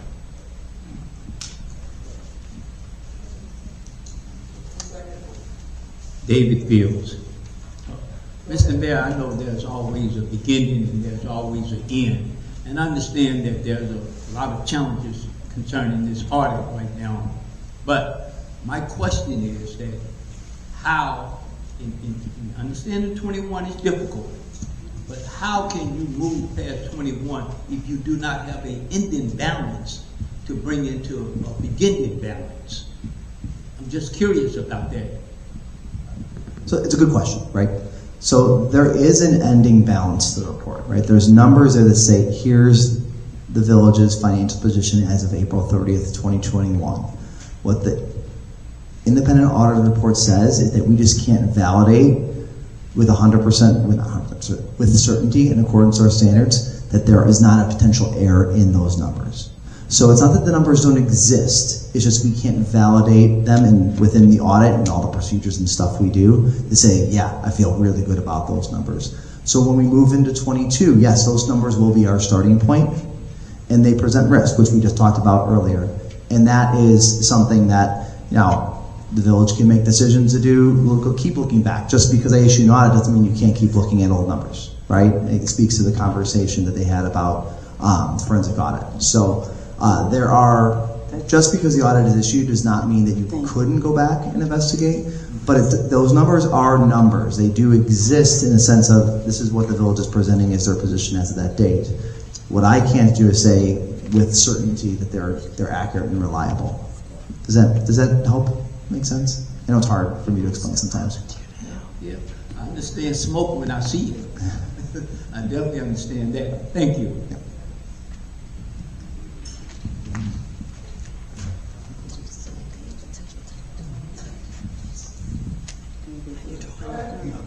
Hi, I'm Francine Anderson, and several of my questions have to do with the report. First of all, thank you for completing and having a disclaimer. Unfortunately, your disclaimer has prioritized or put on the forefront for citizens to understand that there's a lot of misinformation. And unfortunately, that information has left you, so you have disclaimed the audit instead of having an opinion.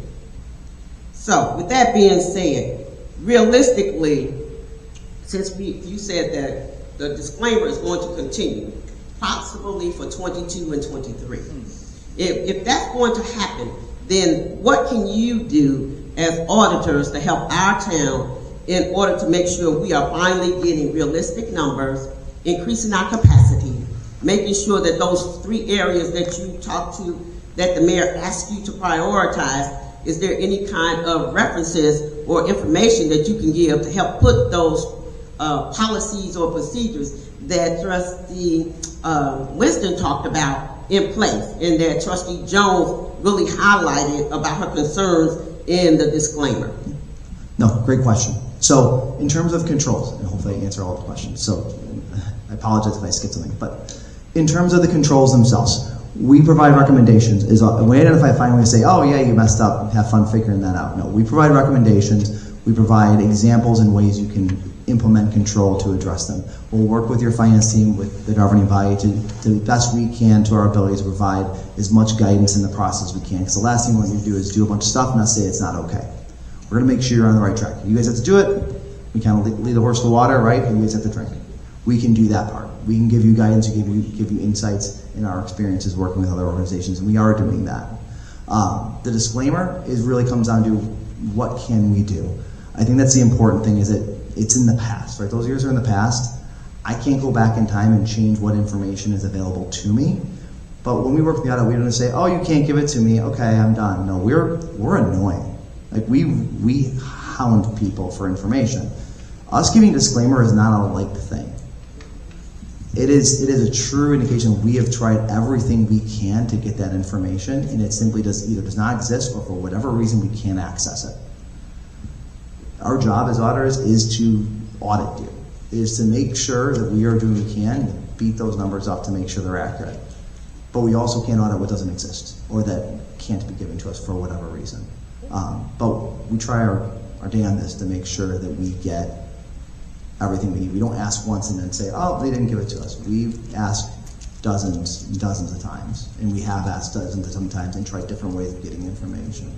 So that disclaimer is the result of a substantial amount of effort to get information that we just couldn't get. So I don't want you to think that that disclaimer is lightly awaited, oh, let's move forward. It was, I don't know what other choice we have. That's when we get to that point.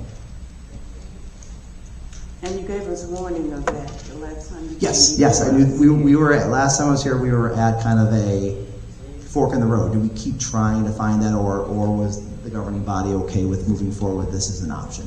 We wouldn't issue a disclaimer without you guys understanding that that was, I wouldn't surprise you with it. We did not. We talked about that last time because that was really the direction we were headed after, again, a couple of years of trying to find information. David Smith, resident. In regards to the missing documents, are we talking paper documents or are we talking electronic files that exist on a computer? Mostly paper. So like personnel records are generally kept in personnel files, for example. They're generally not kept electronically. Well, at least most villages keep them in paper. There are things that we've tried to obtain electronically, but we took some things we were able to get electronically that were paper and didn't exist in paper here. And we were able to get things like bank statements and stuff electronically through a lot of effort in the bank. So we did get a lot of information electronically that would have otherwise been available through paper. Some invoices and information we just couldn't get because some of those vendors don't exist anymore. And you know, there was no paper there. Some things like your utility billing records, they're systematic, they're printouts, but they're all moment in time, which means that if you don't run it as of that time, they can't go back and rerun it as of that time, which is a limitation in the systems that are currently in place. So there's some stuff that, it's a mix, right? It's mostly hard paper that we couldn't get access to, and there's things electronically that, due to the limitations in the systems and the timing, that we couldn't get access to as well. All right, next question. Have you made any recommendations to the board or to the administration about document retention? Yeah. Since it seems that we're still in the Stone Age dealing with so many paper documents. We have, and we will continue to make those recommendations. Because, you know, we go to the Secretary of State, we fill out forms, those forms are processed, and then they're scanned into a computer at Springfield. So I don't understand why in 2026 we don't have some sort of process like that here to make everything electronic so we can retrieve these things forever. Right. No, and it's absolutely part of the control issues that we've brought up as well. Makes no sense. Last question, what departments were over these documents? And who was in charge of supplying you with these documents? Who was your point people? So for the conclusion of the audit was Mr. Finch, and there were several others throughout the course of the process. Dr. Jones, I believe, was the first person we worked with, and there were several other people we were bounced to throughout the course of the process. All right, thank you much.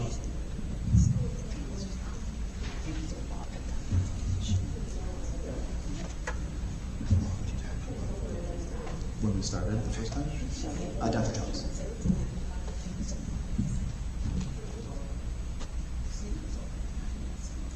They throw them in the garbage.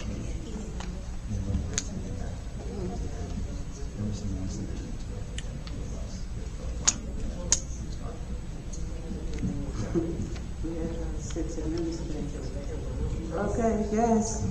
Okay, order. Anthony Fetcher Creek. Got a subset of questions. First, can you tell me how difficult it is for a senior accountant to complete bank recs? That's the first part.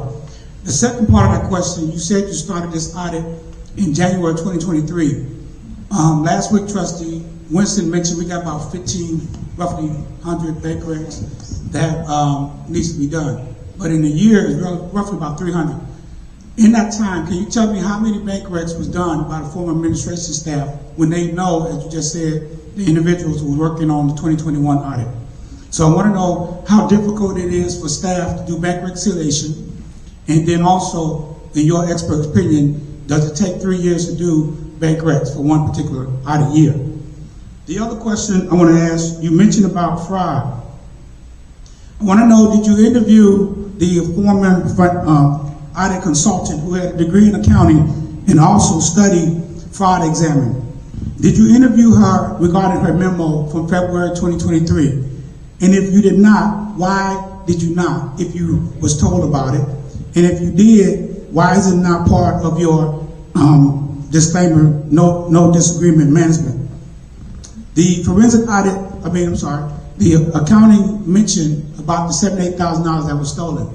Did she or anybody in the administration provide you with any evidence about the $78,000 that she allegedly identified in her memo dated February 2023, which is after the time period that allegedly this happened? The other question I want to know, are you aware that the HR consultant filed a whistleblower lawsuit that says money was stolen from the state revenue? Can you elaborate and explain to me and the residents how money from the state is received in the bank account, and how it would be also stolen out of the bank account if it was done through the process. I know you're going to tell the resident how it was done. And if you was aware of that whistleblower lawsuit, do you have that in your disclaimer or opinion, or will you modify that and put it as a potential cover-up? The final thing I want to ask, did you talk to the former mayor and ask him if this theft occurred, why didn't he file a surety bond claim when the alleged person that stole the money had a surety bond claim, a surety bond that was paid by the taxpayer of Sauk Village? Thank you. That's a lot. Okay, so let's go to the easier answer with the bank recs. A qualified senior accountant should be able to complete bank recs. That's kind of a general expectation. It's one of the first things an accountant in an organization with that responsibility should be able to complete.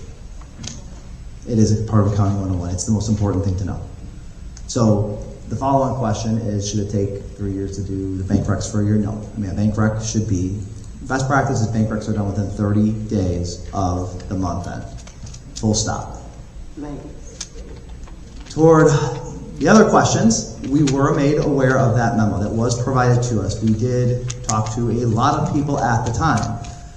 Shortly thereafter, that memo was released. That individual was no longer with the village, and we were not able to communicate with her further, although we had multiple discussions with her at that time. We've had multiple discussions with the mayor at that time about the process as well. The allegations made communicated to us at the time were, while we attempted to get more information, we were not provided any more information. Not the dollar value that was alleged at the time, and that, to our understanding, was not substantial for us to full stop our work. Right? Again, the point with the audit is, if a fraud happened, it shows in the financials. Those are in the numbers, right? Our job is to determine if that fraud creates additional risk, and if we need to make sure we're all doing additional response. And we did respond to that. We did make some additional requests, but it's consistent with some of the other things that we were requesting and knocking at the time. We just weren't provided any additional information. Now, I know it was 3 years ago and things progressed on that, and we were kept apprised of updates on those things as it went. The HR whistleblower one, I don't know if that's the same situation or if it's a different one. I don't think I was made aware of that one. Now, but I would generally say an HR whistleblower one tends to go through for a long time, and we generally are not provided. Historically, in my experience, when that kind of situation happens, it takes a long time for it to get to us in the sense of, can we quantify it? Can we determine if it has an impact that we need to dive into? So I wasn't made aware of that. I did not know about that. But we would certainly evaluate on a go-forward basis. Mayor, can I ask a question? Yes. I didn't hear the response.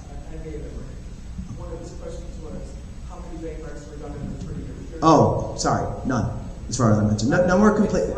Because he asked the question. Oh yes, that's good. I did miss that. Sorry. So a senior accountant know how to do bank rec basically, and how many were done in 3 years? Your answer is 0. Right. There were elements of a bank rec completed, but nothing that actually took the bank balance and traced it to your general ledger. Okay, yes, thank you very much. Are you ready, sir? Okay, go ahead. Arnold Coleman, resident. This question is directed to the mayor. Madam Mayor, will the village be providing reference copies or copies of tonight's reports to the library for reference material for the residents to review? I think we can do that.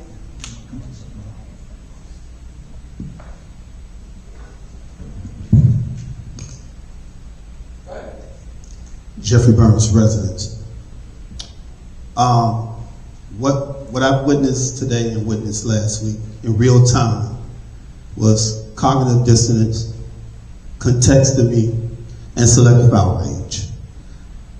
Mr. Milan, I don't know if anybody even told you, our previous mayor shredded all the documents in the building.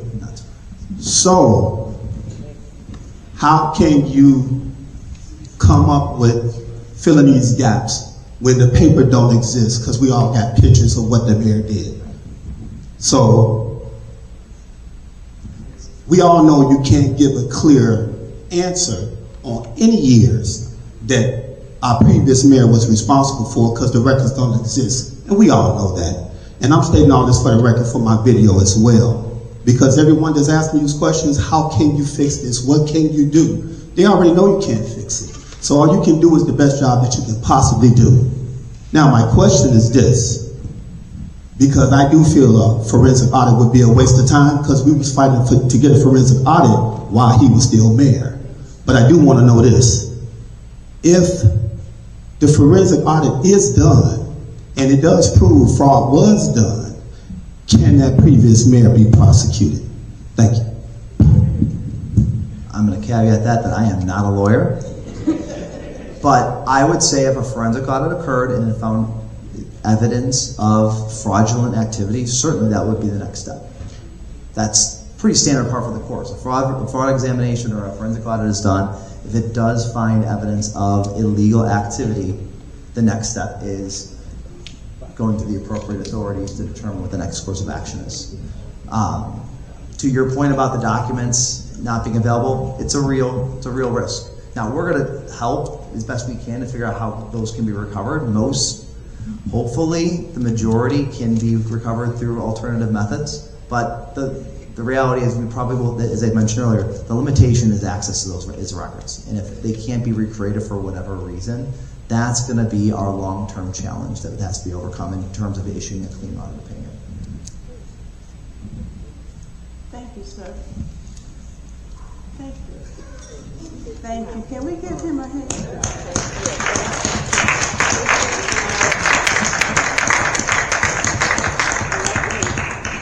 He sent me an email yesterday or today and told me that he would be before us for 8 or 9 minutes. I did not respond to him because I didn't want to scare him off, because I knew he would be before us, and as it is, almost 2 hours. And we thank you for your time, your diligence, your knowledge. Residents, I am going to say to you, I applaud you, and I appreciate you for caring enough about our village and our finances to come out to hear firsthand what's going on in our village. Thank you so very much. Sir, thank you again for your experience.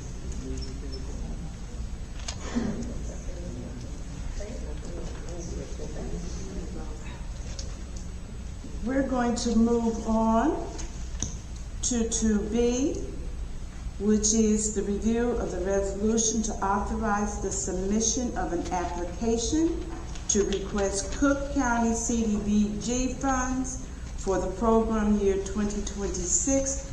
Melanie Arnold is going to lead that discussion.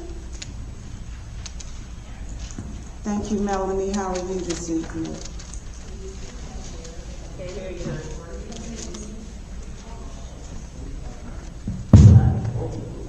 You guys know you're not supposed to hit the top of that mic with your hand. Good evening, Madam Mayor, Madam Clerk, and Board of Trustees. I will be brief. I am here before you this evening to request placement of the resolution to authorize the submission of an application to request Cook County CDBG funds for the program year 2026 on next week's board meeting agenda. I submitted as part of the Committee of the Whole package just the project location map. It may look familiar because we are going to be simply resubmitting last year's grant application, which was the removal and replacement of existing, the resurfacing of Galen Avenue from 215th Place to 218th Street and from 218th Place to 219th Place. This work would include the removal and replacement of existing pavement. All the way, we take all the pavement off because, as you know, that road is in very poor condition. It's approximately 2,200 lineal feet of roadway.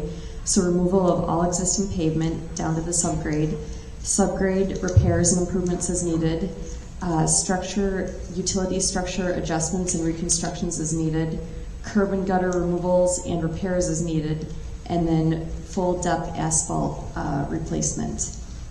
You would know that this is the same area where the Build Up Cook project was recently completed to remove and to replace all of the sidewalks along Galen and Cynthia Avenue. So this would be, we had, like I said, we had submitted this application last year.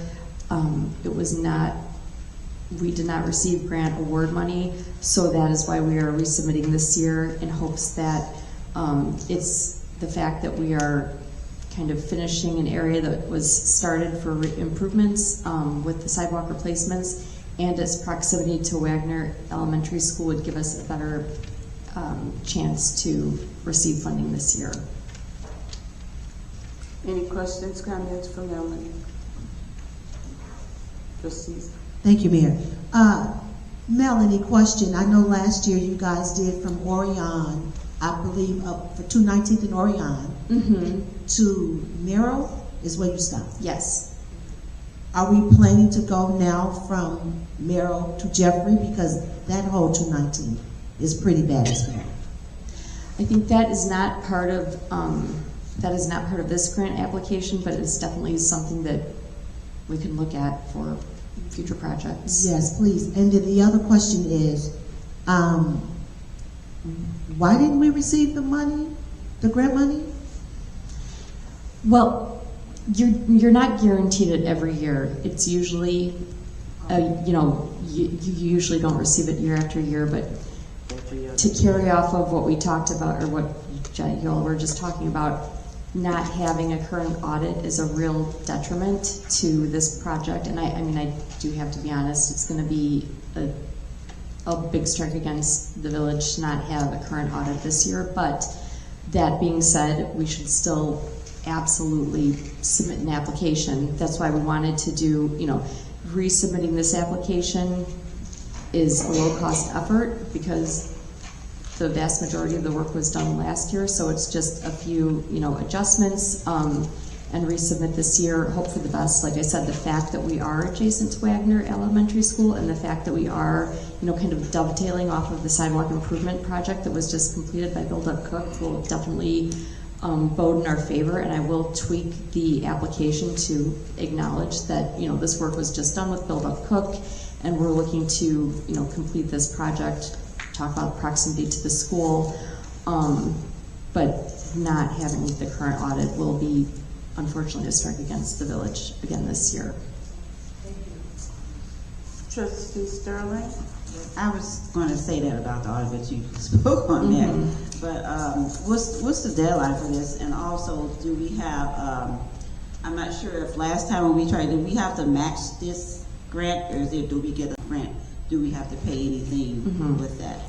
So we are going to request the maximum amount, which is, you can request a maximum of $500,000. You are not required to provide a match, but it is strongly encouraged to provide at least somewhat of a match. So that is after we have, if it's placed on the agenda for next week. The grant is due March 20th, so hopefully be meeting with the mayor and village administrator at the end of this week to decide what amount of match you would want to give. Like I said, a match is not required, but usually like at least a 10% match is looked upon well by the committee that makes the decision. So you want to try to do the match to try to give us a chance for them to consider. Right. Any other questions? Trustee Jones? Where specifically are the matching funds coming from, and are they available?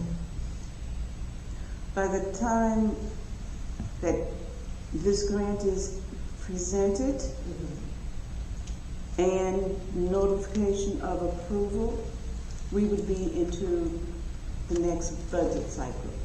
So we would just place it in the budget. just for clarification for the record, are these federal community development block grant funds administered through Cook County, or are they foundation or privately sourced funds? Just Yes, they are administered through Cook County.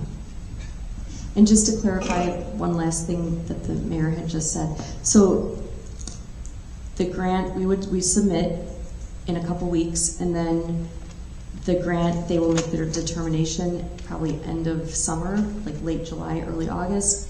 The notice to incur grants would not be given until usually November, so you kind of assume that you would start working on this over the winter and then construct in construction season 2027. Any other questions? Are you in favor of having this on the agenda for the next board meeting? Yes. Thank you. Clerk, please make certain that it's on the agenda. Thank you. Thank you. Thank you. Thank you for waiting so patiently.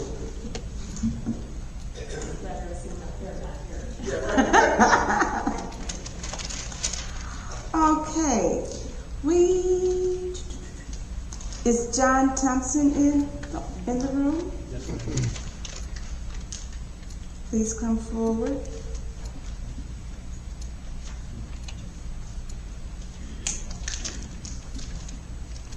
Good evening, sir. No, take a seat.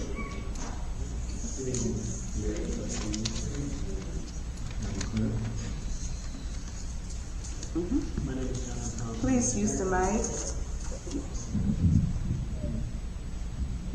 Good evening. My name is John Thompson. I'm an Economic Development Director and consultant for a lot of communities in the South Suburban area. I've been doing this since 1985. And I work for the City of Markham, and my company and my associate Charles Collins is here, and he will be discussing some of the things that we did in our community. One of them was we developed the Amazon. We brought Amazon into the community, which generated about 1,700 jobs. We took 139 acres of a dump site that was abandoned, and we got both communities and surrounding communities to all get on board, and it became successful. So, interesting enough, I was asked to just make a presentation. I have some information to hand out, and I'd like to introduce Charles to you so that you could see how we function and how we flow. And then we'd open it up for quick questions, and our summary would be over with. This is not a mandate at this time, but this is for your information and a summary of what our company could do if we were hired to help out in your community. Charles.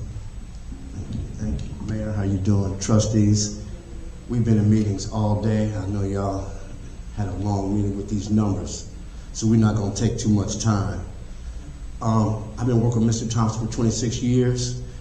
Our Amazon is our last big project, but we've worked on countless municipal projects ranging from building libraries, city halls, community centers, gyms, baseball fields. And to be honest, we haven't had to do a presentation in front of residents in maybe 20 years, because when we usually get a call, there's usually a problem or the elected officials have something specific that they want us to work on. So, to be honest, if there's something you guys would like to ask about what we do, that would probably be easier for us instead of us running down a whole resume of projects and different municipalities that we worked with. We were told that you were looking for someone to help you guys work through these projects that were coming to the board. And we would be more than glad to help you sit through some of these and help you pick out some of them. Mostly what we do for our elected officials is we give them the ability to not only wait for deals to come to you, but you have the ability to create the deals yourself. And we do that by infrastructure projects, land acquisition. When we're done, we will present you with packages that developers will come and speak directly to the board, and you would reap the benefits. You're not just voting on to give somebody a business license. You would actually be the beneficiary of the actual deal. You make the stipulations. And that's basically what we do. You guys have any questions about what you're looking for? Yes, ma'am. Oh, yeah, go ahead. Who contacted you, and what exactly will you be working on as far as with our village? We were contacted. We met the mayor and Mr. Finch at a comptroller's event. And we told them we offered our services to them. We were asked to come and to present something to you because we were under the impression that you guys were missing some of your staff members. So we came to offer our services to you. That's basically where we are today. As far as staff members or bringing in a project, you said Amazon, these are facilities. Yes, ma'am. So which one are we talking about right now? Are we talking about staff, well, as far as working, or working for us to look for different vendors and bring into our town? It would still be a project basis, from my impression, that we would be working under a project type of initiative. We wouldn't be trying to be employees, anything of that nature. We're not looking for no insurance or anything like that. That's not what we do, and we don't bill hourly. And that's why we work for so many communities, because we know what it's like to have to pay these hourly bills and all these things, where you get billed for phone calls and emails. That's not what we do. So it's really dependent on the elected officials.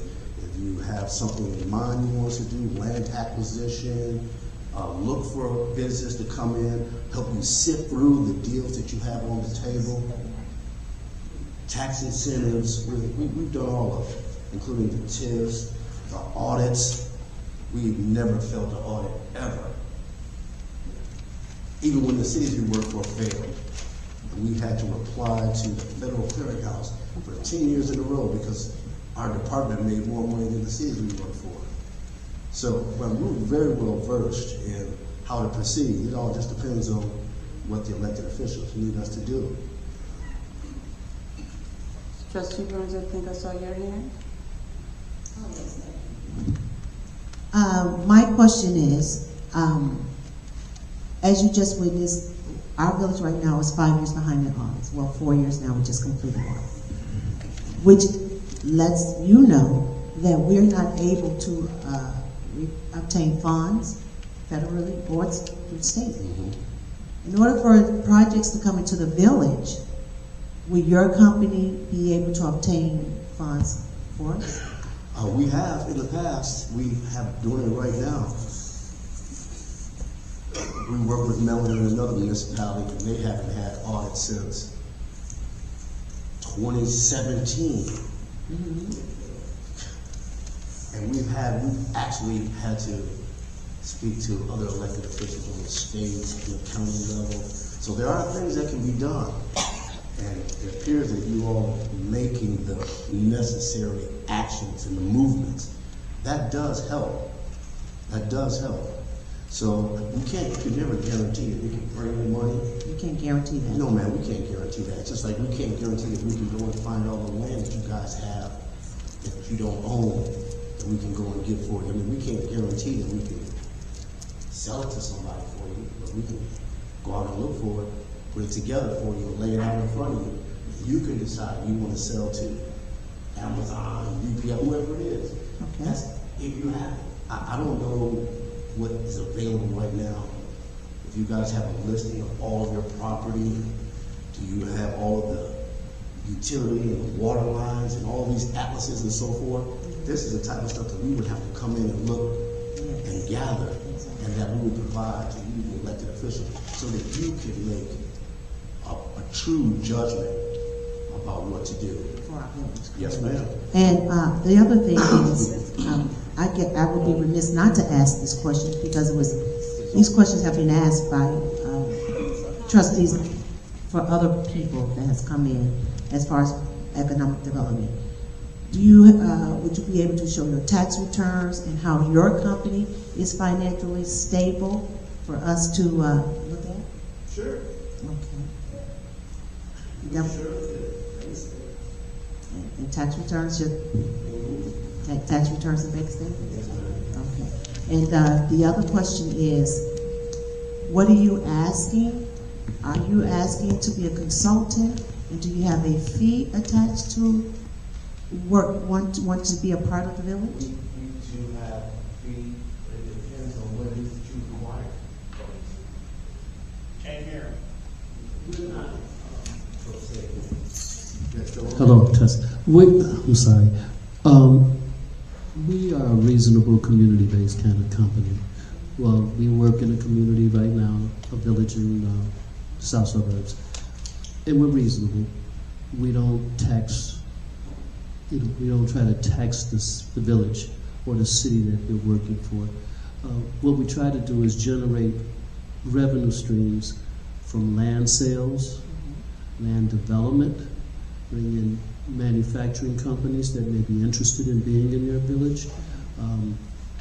Sit down with your planning and zoning board to see what kind of plans and zones that you have that can be developed in your residential neighborhoods, what would be best for your residential neighborhoods, parks, recreation, things of that nature that makes businesses want to be here.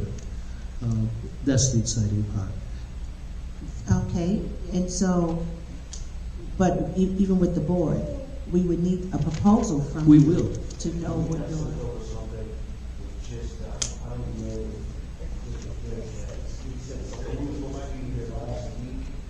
2 weeks ago.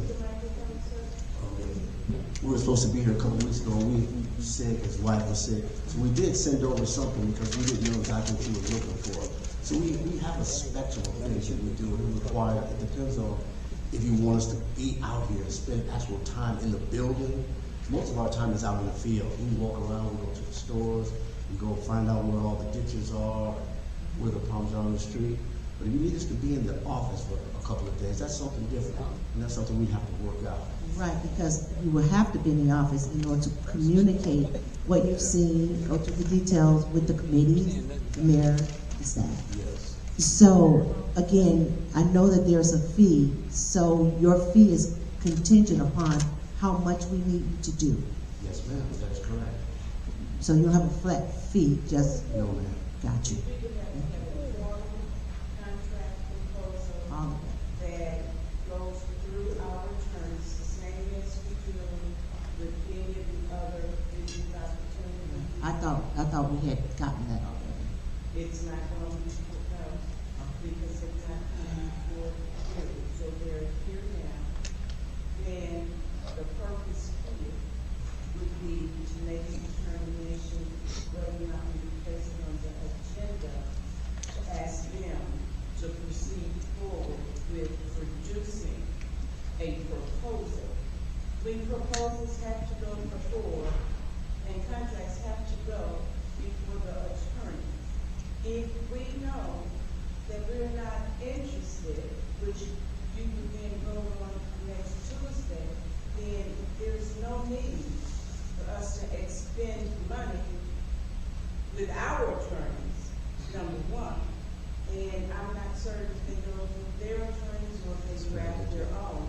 But, you know, everything and everybody that comes before us does not go to our attorneys to draft. So we would definitely need to make known if we want to proceed forward. I mean, We can't proceed forward. To proceed forward does not mean that we are going with them. It's exploratory, but as mentioned before, it makes no sense to expend money to explore if you know that you're not even interested. So that's where we are now. Right, and it's very difficult. Well, I don't think that we can go for it or even vote to move forward. We don't know their proposal. We don't have a proposal. We don't know their cost. We don't know. Obviously, they have a list that we have to choose from in order to create a cost factor for them. They're not one straight fee.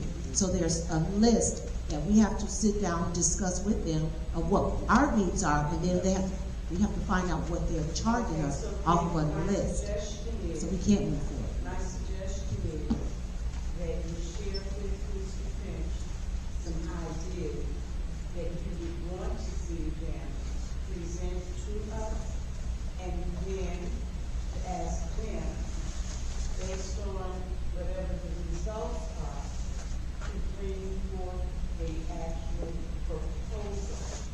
Dollar amount, everything, and then we can decide whether or not we will send it to the attorney. But we got to figure out how to prepare. This is not the actual proposal. Yes, there is information in the packet. No, we're talking about an actual.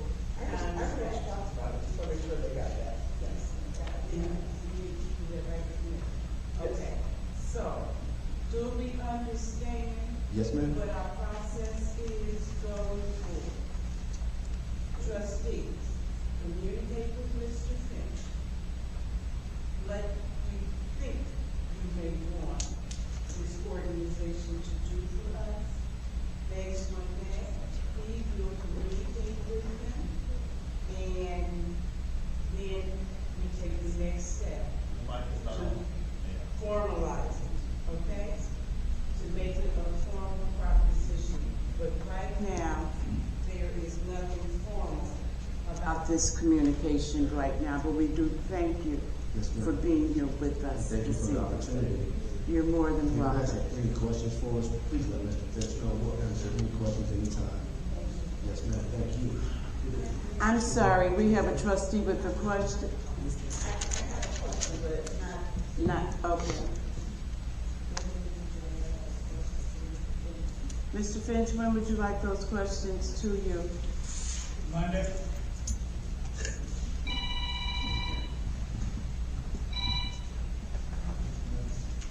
Okay, you can take it. Trustee Sterling. Yes. It's Freddie. Freddie in the house. Freddie, I need to ask this, I need some clarity. Are we still on a spending freeze?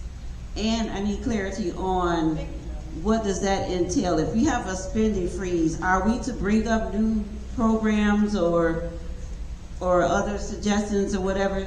Or are we just only supposed to be touching on things that are essential, emergencies, or et cetera?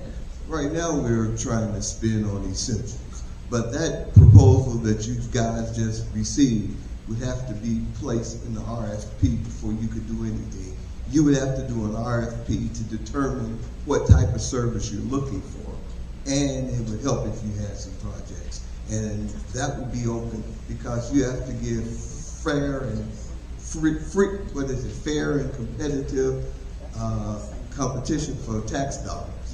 And not only that firm, but any firm in the United States or the U.S. territories can bid on that. So that process, whereas you gave Mr. Finch a task, Mr. Finch really can't receive that information because you don't have an RFP out.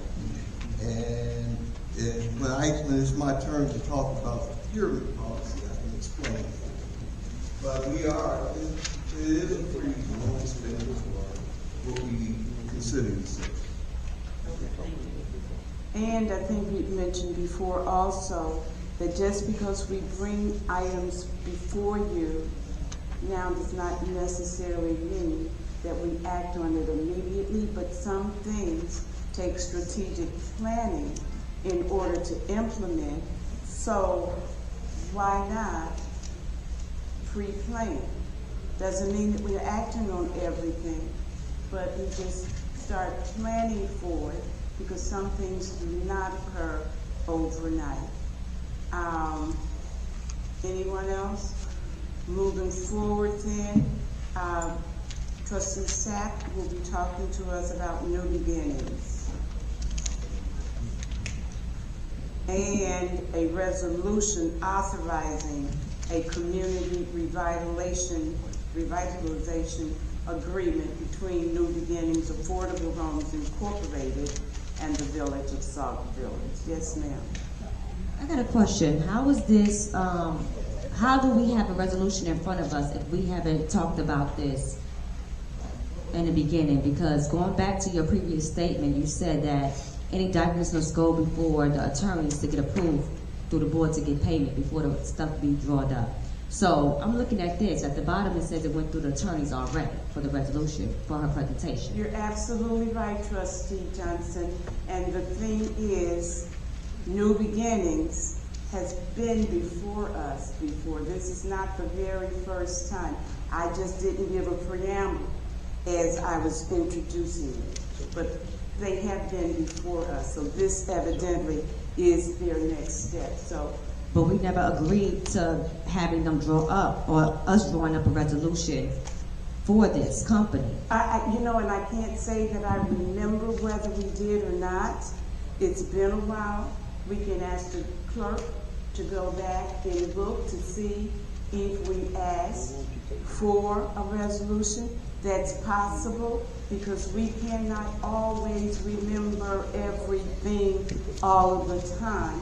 But if that's what is needed at this point, I'm not opposed to asking the clerk to do a records review. Thank you. But for now, we are going to hear from Trustee Sapp. The thing is, just to hear it and all of that does not mean that we have to immediately move forward. We do not have to always attempt to find a way to discredit or to think that someone is acting in a way that is not consistent.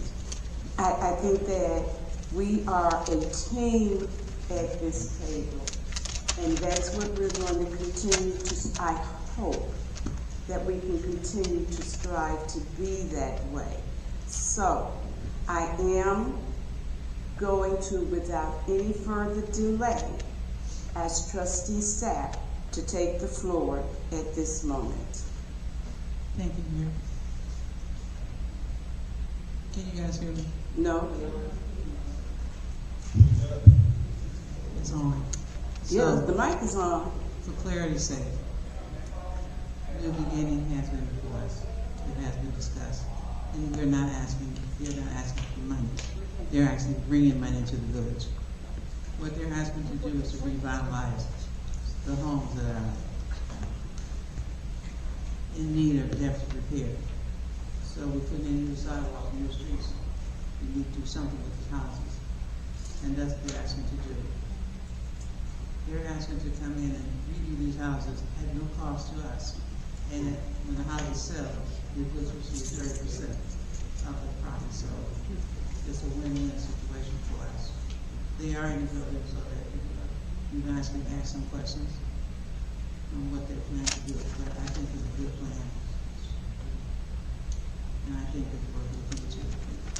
And I'd like to be placed on the agenda next week.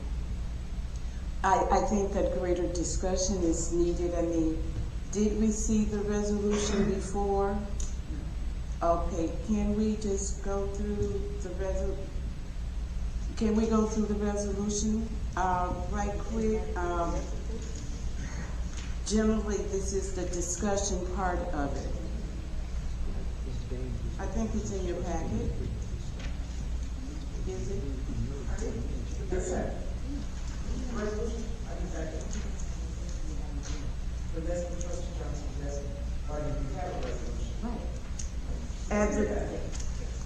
And I did say it before, and I'm going to say it again. I am, and I have, asked the clerk to do a record review to go and see when the last time they were before us, because we don't always remember everything and everyone that comes before us.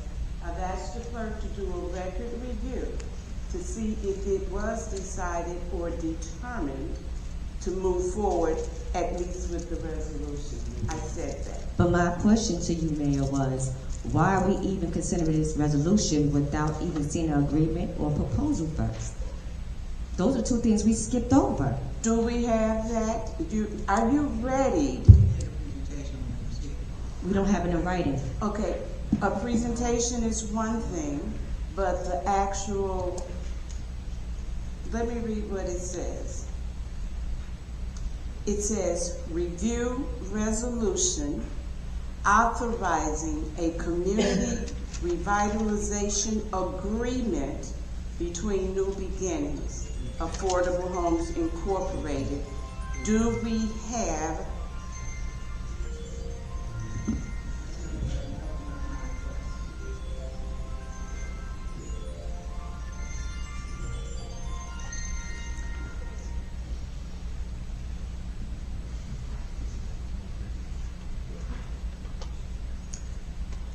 Are you saying that you did not ask for this item to be on the agenda?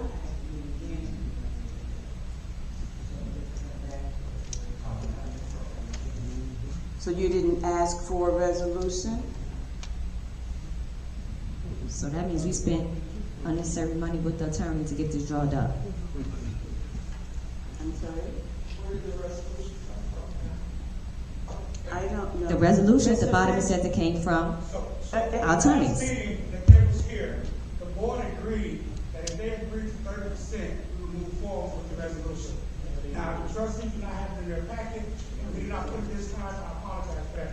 But in their previous packet, they had a contract, and you and the general discussed it with this daughter, if they would do 30%, at that time, I was directed to contact the attorney for the resolution.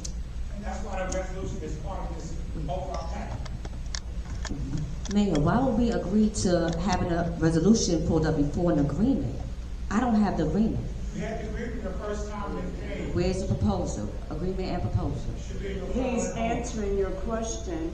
He said that we had the agreement when they presented before. I can remember this organization now because I believe initially they only wanted to give us 20%, and then they moved it up a little and said they would give us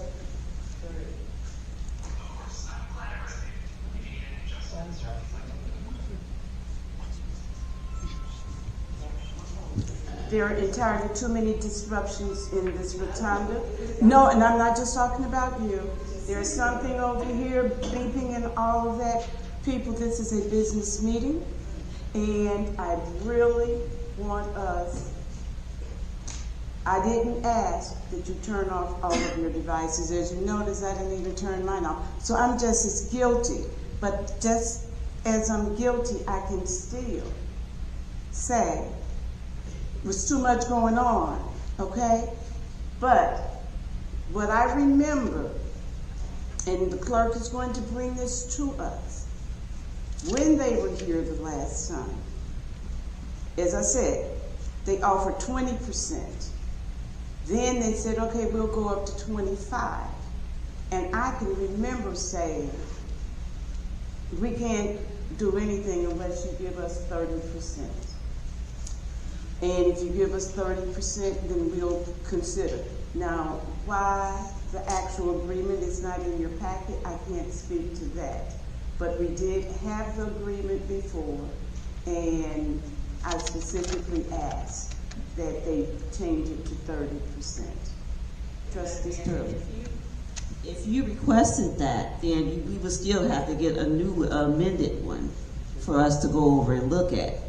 You're absolutely right. So that's why I was attempting to say before I was interrupted. It seems as if where this item is concerned, there is unreadiness.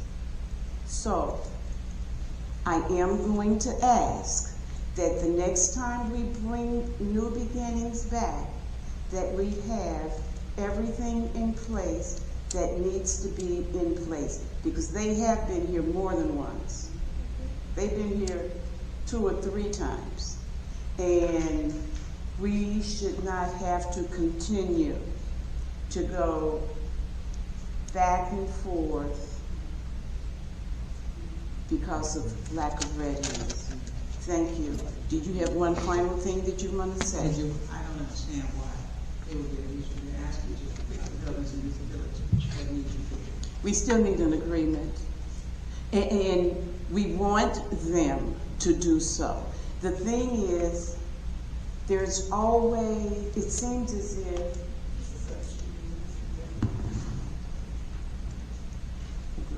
Would you like me to read it again? yes. New Beginnings was here the last time that I had minutes for September 16th. And New Beginnings takes homes that are not in great condition and makes them marketable. Sauk Village and New Beginnings are partners until the properties are sold. There's a cost to maintain vacant homes, board them up, and cut grass. Also present was Christina Griffin, stated she has partnered with the communities revitalizing and selling homes. The organization is a 501c3 not-for-profit structure to provide others with affordable housing and sustainability. A proposed timeline of 4 months was discussed that included planning and preparation, demolition and foundation, exterior and interior construction, final touches, and closeout. They can handle 2 to 4 projects at a time. Then there was a financial overview. Sauk Village acquires property at $5,000. Is the property's New Beginnings. There's a split profit after sale, renovation cost, sale price, acquisition cost, net profit, organization profit 80%, village profit 20%. Timeline, it's going to come later. Timeline, 4 months to rehab, 4 to 6 months to sell the investment on. It will cover permits and costs. Help homeowners with closing costs and mortgage costs. Appraise for lower so homeowner has equity. Mayor Marvin asks the village profit was negotiable. The profit negotiated was 25%. Trustee staff asked what happens if the property does not sell. The answer was that has never happened. An alternative is selling them is to buy them. Big investments rent to own or sell them. Community renters have priority. If the property does not sell, it can be sold to investors. Other discussion included programs for non-qualified homeowners, new home buyers, or education with home buyers. Mayor Marvin questioned the legal components. Although this has been reviewed by the attorneys, we need to make sure the village is indemnified. The number of homes in the village possession and the availability of the deeds needs to be researched. New Beginnings wants Sauk Village to be the model. Check out their website for more information. So that's where the lead end was. Mayor Marvin questioned the legal components. Although it has been reviewed by the attorneys, we need to make sure the village is indemnified. And we need to know the number of homes the village has in their possession and the availability of the deeds. So that's where we left it off. And we weren't asked to provide anything. This is in my box to provide to you. So I'm not sure what was supposed to be in the packet today, but I can send you all a copy of this so you can review it. And whatever backup supporting documents they had on September 16th, I will send it to you. I put that together as it's given to me. So I will provide you everything that was available on September 16th.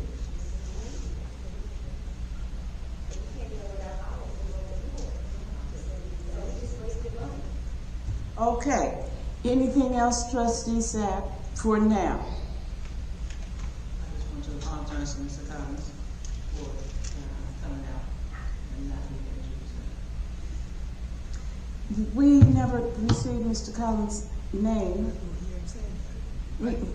Otherwise, his name would have been on the agenda. I never got that.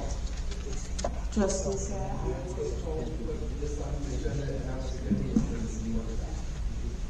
But the only one that I received was you were presenting, not an outside speaker. And they've been here all of this time.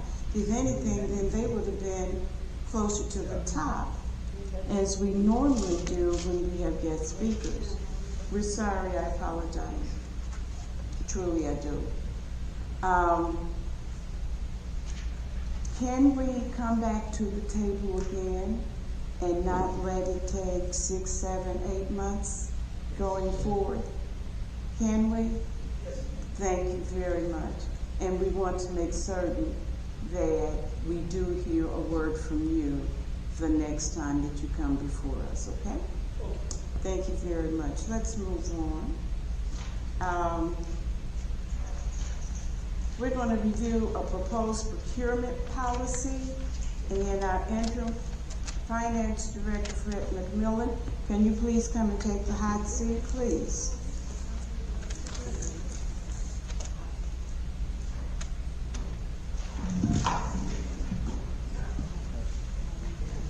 Good evening. The proposed purchasing policy.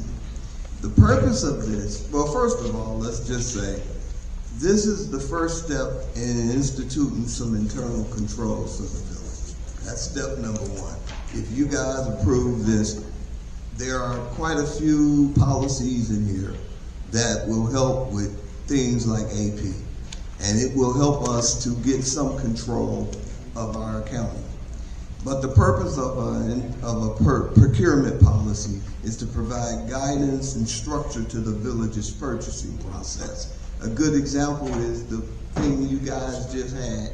That gentleman, those two gentlemen that sat in these chairs, they should not have been up here having a discussion if we had had a policy in place, because the policy would have said we got to put out an RFP. We would have reviewed the RFPs, and then we would have presented the winning RFP to the board for you guys to select. And I don't know how you, the New Horizons, I'm not sure how you got, New Beginnings, I'm sorry. I'm not sure how you guys got to that because I wasn't here, but that should have been done with the RFP as well, because you should have went through a process. And that's what this policy would help us. A lot of the issues you guys have as a board is on accounts payable and stuff is because of your purchasing policy. You're not following one.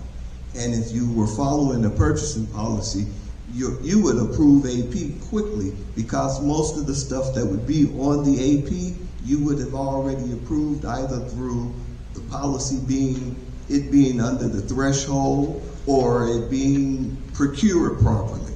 The other purpose of a procurement policy is to give instructions on which type, why, and how to procure items and services. And then a third reason you do a procurement policy is to ensure that the village follows basic procurement requirements per federal, state, and local laws. If we're not following laws, then we can get in trouble. You guys were opening up RFPs in these meetings. That's a no-no. You open up sealed bids. You don't open up RFPs. RFPs are scored. Sealed bids are opened up and the lowest price wins. That's it. No discussion. The lowest price wins, unless you got a reason to reject that price. So that's some of the stuff we need to get corrected. And then the fourth reason you do a procurement policy is to assure effective, competitive, fair, and compliant procurement. And that's what we want to do. You talk about transparency. Well, procurement and purchasing is the main thing. You have to be transparent because that's where you spend the village money. So I recommend that you get this policy, review it, and approve it at your next board meeting that you can approve policy. It's taken from the Village of Niles policy, so it referenced state code, so you don't have to worry about it being outdated. And it's pretty comprehensive and it's good. So that's what I'm presenting to you guys. Thank you. I'll take any questions.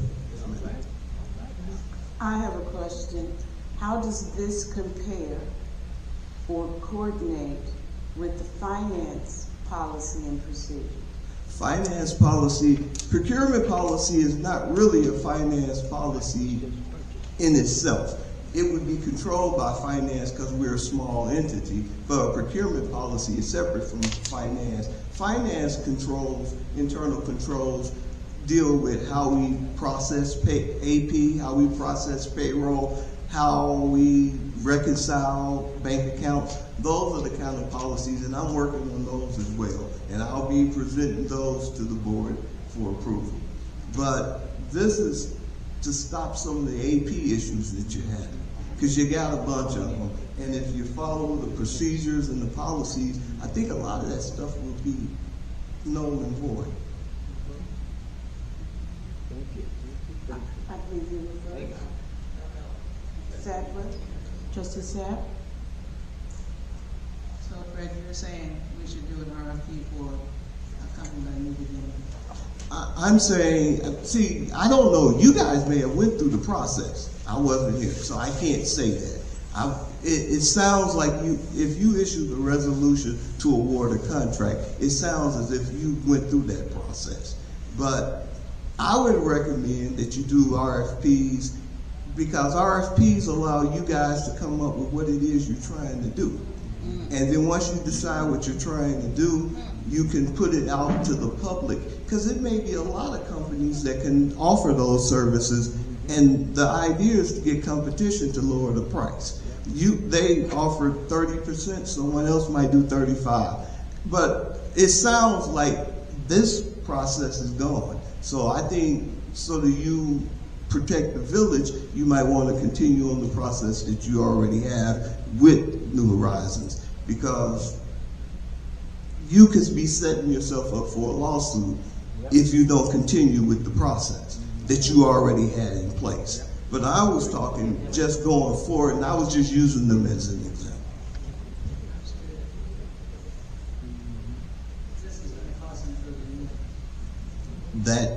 See, I wasn't here, so I don't know the details.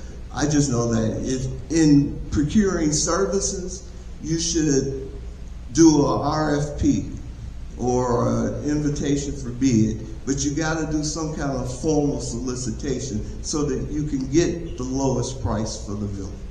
But you guys, again, if you issue the resolution to me, and I'm not a lawyer either, you have already went past what you've done, so you might be at the contract stage, and you might need to continue the process that you got. But if you approve this policy, then you would need an RFP. I'm sorry, who was that? Trustee Sterling? Freddie, for the spending freeze, is it, if you wanted to add something as far as the spending freeze, that we can add like I lost my word, a clause, a spending freeze clause. Could we add this in this one, or would this be part of the financial policy? There's no spending freeze I know it's in not this. in here. It's not in here, but could this be something that we would add in here as a clause, or would that be like for the? That would be just a resolution. You guys would set up a resolution when it's an emergency. I wouldn't recommend you put that in your policy. Yeah. You do have a section where it says For emergency purchases, yeah. Okay, thank you. Trustee Jensen? I would ask for us to draw up an ordinance to put this on the books, if this gets approved through the board. I would like an ordinance to be drawn up first. Yeah, that's a next step. That's the next step. I think what he's asked for at this point is for you to read through it and make suggestions, or maybe consider its approval. And then if that's the case, if you decide that you would like to move forward with it, then when it comes before the board on Tuesday, you ask for the ordinance or the resolution at that point in time. Okay? Any other questions, comments? I have a question. You guys you don't just adopt policy, you have to do an ordinance for policy? We do whatever the trustees, for the most part, if the trustees ask for it, and it's not illegal or whatever, we attempt to accommodate our trustees. Okay? Trustee Burns? Yes, basically what I wanted to say was, this is a big, I have two. Am I looking at this, is the same thing? They're the same thing, that the printing was bad. All right, and so I would like for us to actually go over this. If we have concerns, we can talk with you. You sure can. I think clarification, I don't think it's ready for us to move forward, but I would like to be able to talk to you about this inside. Okay. I just want to say, he sent this out to us last year. It did not. He He wasn't here. emailed us this after he attended a meeting in Schaumburg or Naperville? Which one was it? I don't remember, but I did submit this to, because one of the trustees asked for it, so I won't give one trustee anything. I'll give it to everyone. And I think I emailed the mayor a copy as well. So I have sent it out.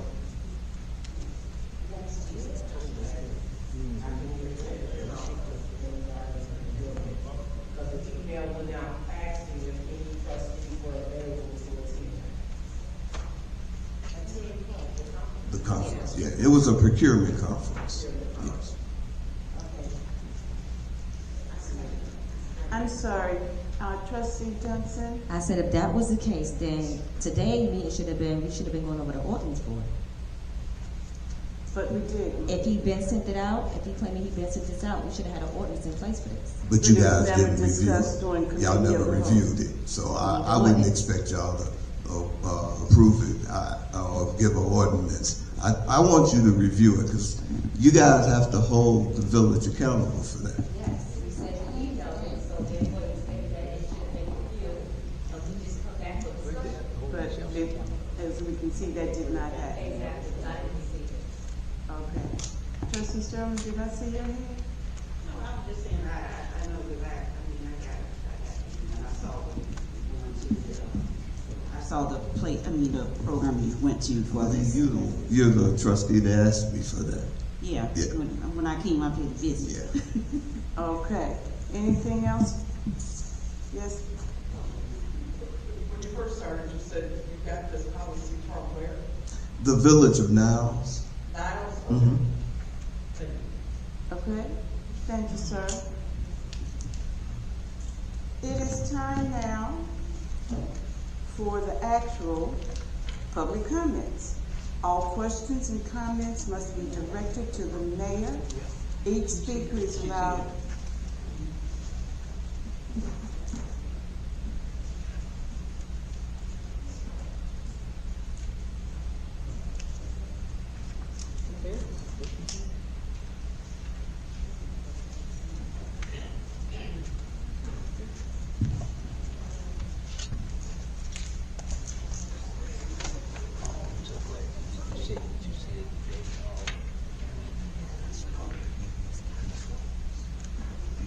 Are we ready to reconvene the meeting? Reconvene. All questions and comments must be directed to the mayor. Each speaker is allowed.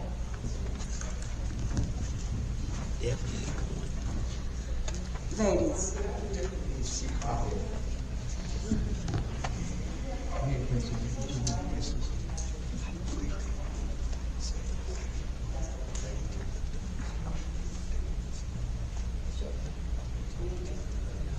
Oh, Jesus. All questions and comments must be directed to the mayor. Each speaker is allowed one opportunity to speak for up to 3 minutes and may not engage in debate, counter replies, or rebuttals. Mayor Marta Campbell Pruitt will respond to each question or comment immediately after they are stated, providing it be appropriate or the answer is known at that time. I am asking. Me too.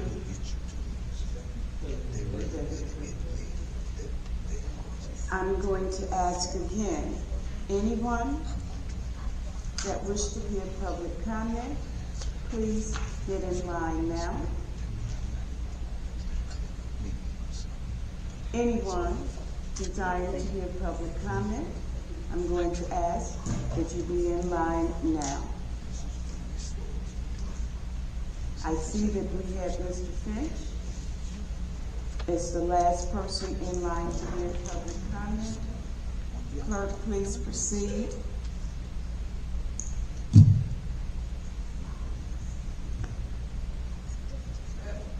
I'm Francine Anderson, and I have several questions. One have to do with this interim. On this agenda, we have interim finance director, we have the interim administrator, and we passed the state statute on interim positions. And if so, then when is this board going to make some decisions about whether this is going to continue to be interim, or are you guys going to move toward doing something with the positions? I understand we're giving salaries for these interims that are coming out of our budget extremely amount. So can we decide what y'all going to do with the positions? As far as I'm concerned, I think we need some decision making, whether you're going to continue with these people or not. Your village administrator, Mr. Finch, is definitely almost a year. So now I know interim positions don't last a year. So you know we're against the law. So tell me what y'all gonna do about it. Find some answers. The economic consultant, we have been talking over and over and over again about our economics. If you are in the midst of a freeze and we don't have plans for how we're going to develop economically, then I think it's time for trustees, administrators, and whoever else is possible and available in this town to start a new creative plan on how we can get to some economic development. The new beginnings, yes, they've been here over and over again, but I think the confusion has been, I don't remember the board voting to move forward. I do remember the board asking for more information about it, because I was adamant about having my say in saying that we have other residents that might be interested in purchasing the homes instead of you sending the homes through a process. We already have developers up to the top of our heads purchasing our homes at a little or nothing and not returning or giving back. And I'm not even sure if those homes are back on the roll or not. Their plan has been perfect. Again, we have heard any information about the stuff that was requested. So if we can get that, that would be wonderful. I'm glad to hear that we are finally looking at something to add some internal controls. And Mr. McMillan, since he has been here, the question came in the audit about the capacity. So I am wondering, are we still having a finance department that only has one person? Because I think that was part of our problem with capacity for all those other years. You have one person in that department. So are we going to try to get him some assistance and some help? I don't know if that's being moved on or moved forward, or has he petitioned to add some capacity to the finance department? Can you please address those questions for me, Madam Mayor? Thank you.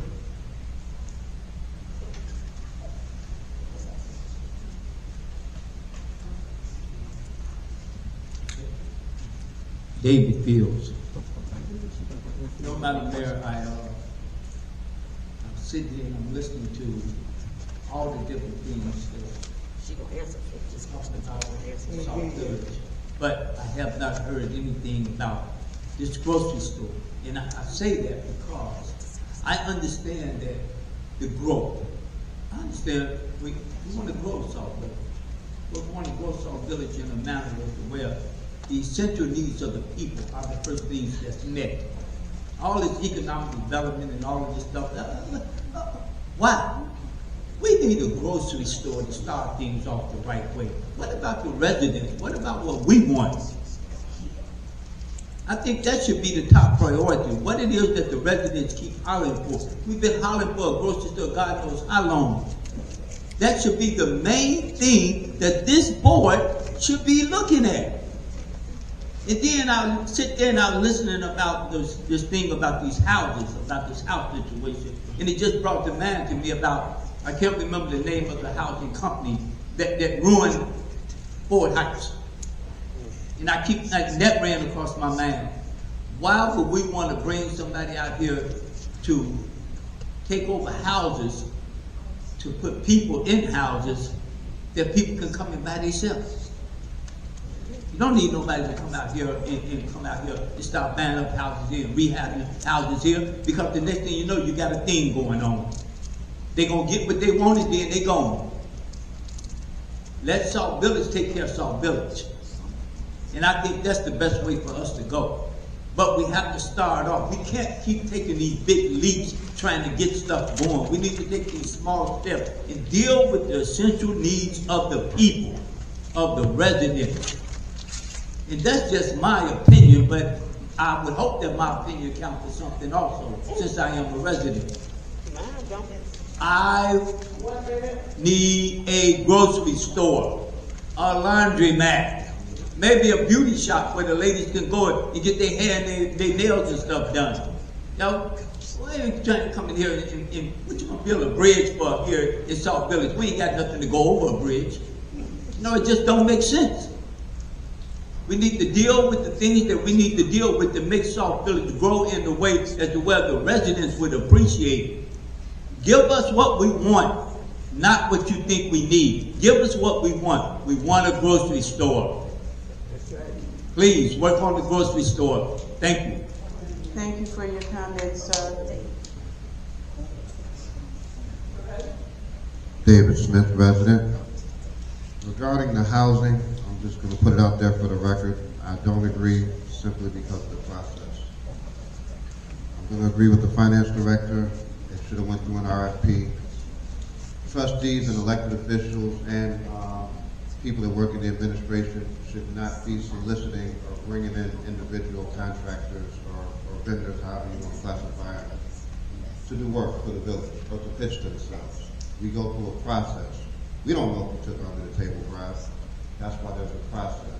There's a bidding process, everything is sealed, and you guys sit up here and vote on it. You don't get to discuss the details behind closed doors and then just bring these people in here. It generally it never works like that.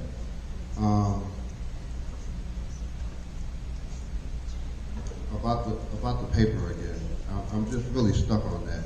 Are we doing anything now to minimize the amount of paper documents that we're dealing with in the back? Because when I heard the word capacity, I thought about storage capacity.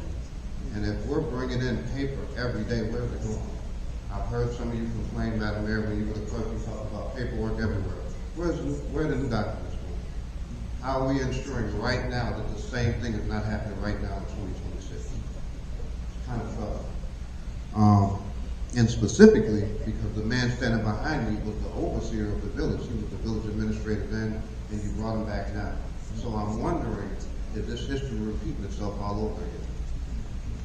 My last question would be, what has he done to prove himself or to improve this village that all of these allegations and everything can be made about him? And I'm not making allegations against you, so don't be trying to sue me or slander me on FB radio. Excuse me, at the we end of will the day, not engage. At the end of the day, what has he done to prove himself that you would pick him? He's been accused of so many different things, and he oversaw so much chaos. Where's his accountability? Most people, when they oversee chaos and fraud and theft, there's got to be some level of accountability. Everything starts at the top.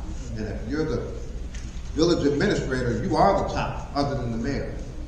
And you guys are just politicians. You don't really do day-to-day operations. You vote on policy. And you orchestrate the meetings. So realistically speaking, that means the finance director, the VA, they're the one, the public works director, they're the ones actually really running day-to-day operations. And it's just real funny to me.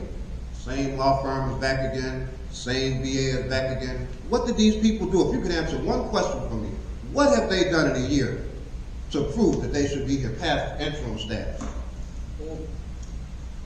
That's my question, and I would appreciate an answer this time. Thank you.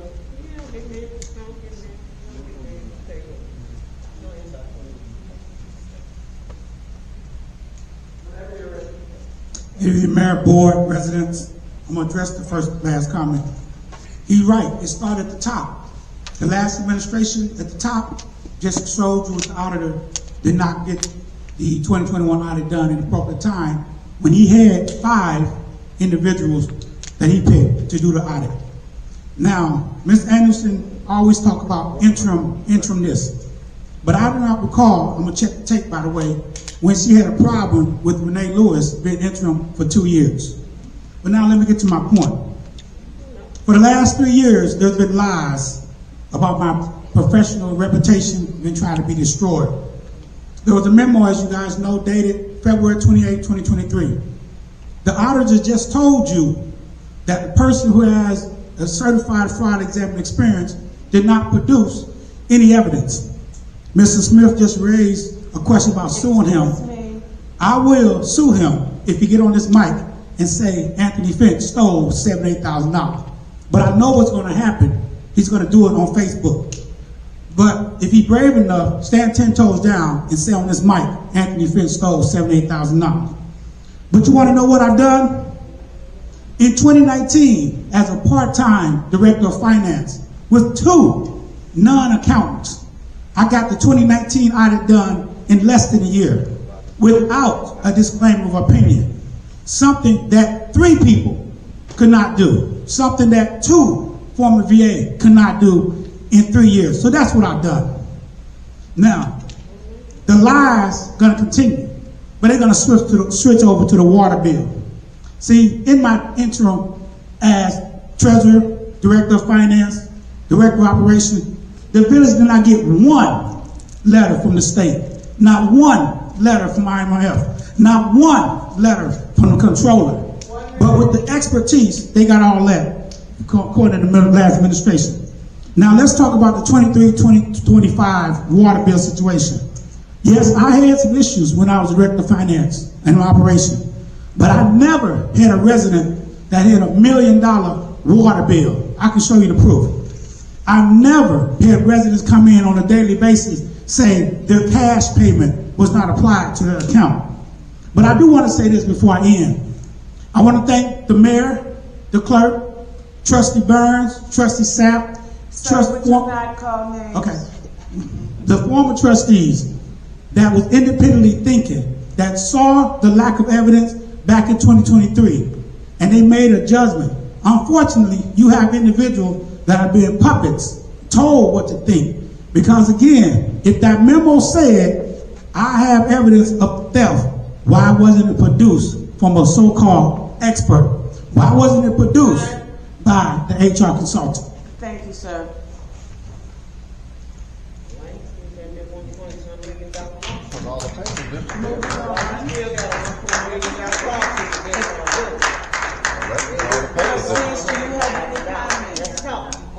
Any trustees, do you have any? See, Yes. That's why. Let them talk. You let them talk. That's why I'm controlling, as you guys say. I could just see. Well, we definitely had the chief right there in the middle. Thank you very much to keep the sides apart, even though as adults we should not have to be this way. But I am going to ask for decorum in the rotunda.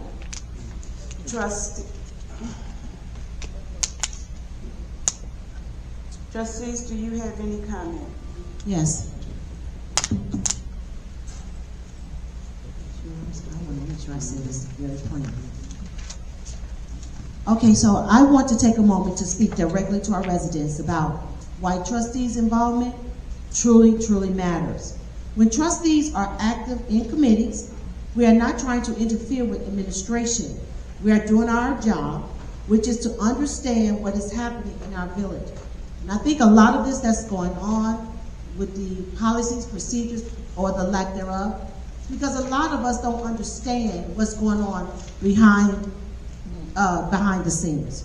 As trustees, we have committees, and each one of our committees is a controlling factor in each portion that we play in this village. I'm under housing, but anything that goes on in housing, about housing, I'm not included in the meetings from beginning to end. Somebody may be policy or ordinance. They're not included in meetings from beginning to end. So the truth of it is, trustees really don't know what's going on in this village.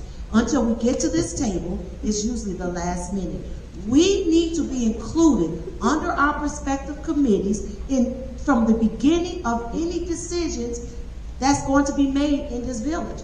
If New Beginning, just for an example, is a housing situation, that should not be coming to the board meetings. That should have been behind closed doors, discussed with the mayor. The chairperson of that committee should also be involved, along with the administrator, along with the finance, so that we can devise a plan together. Trustees are excluded out of everything, but yet we're expected to make these major decisions about major things going on in our village without being included in anything. And we have to stop that. So we are a legislative body. That means we create ordinance, we create policies and procedures, but we cannot create strong policies if we're not fully aware of what's being planned in this village. This is especially important when we are talking about economic development projects. Grocery stores, beauty salons, all of that is economic development. And the truth of it is, and I've been harping on this, we can't pull any of this into this village unless we have a strong economic development team to oversee these projects that's coming into this village. One of the residents did say, we are witnesses that we keep voting on projects to come, but they go nowhere. They don't get completed, and the village winds up dishing out thousands and thousands of dollars to these companies, and we get no results. So we have to stop it. And if trustees were more involved, this would not happen. If we have an economic development team, this would not happen.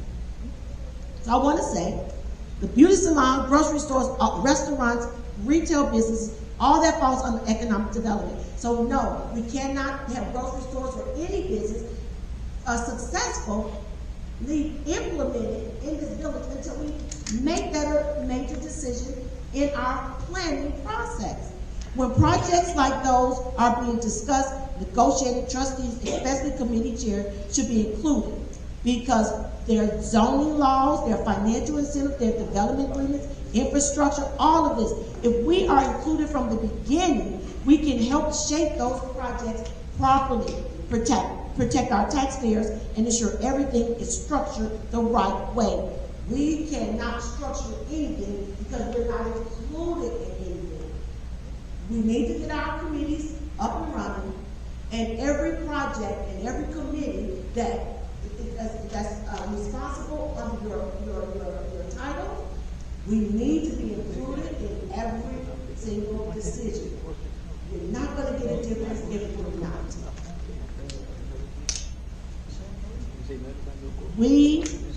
This is not about personalities. This is about none of that. This is about inclusion and transparency. And we are asking questions the way we are, and we are. Sometimes we are stopped from asking questions, or we're asking too many questions. And there's a reason for that. We need to understand what's going on so we can make proper decisions and so we can legislate properly. And yes, we get frustrated when I guess sometimes I do get frustrated when I'm trying to understand and I'm stop from asking questions. Or I can only ask one question or two questions because I don't understand what's truly going on. Everybody behind the doors do, but the ones who have to make the decisions, we make the decision. We have to vote. Us, not the administration, not the mayor, the trustees. It's our responsibility. And if we're not included in the background, how can we properly make the proper decisions?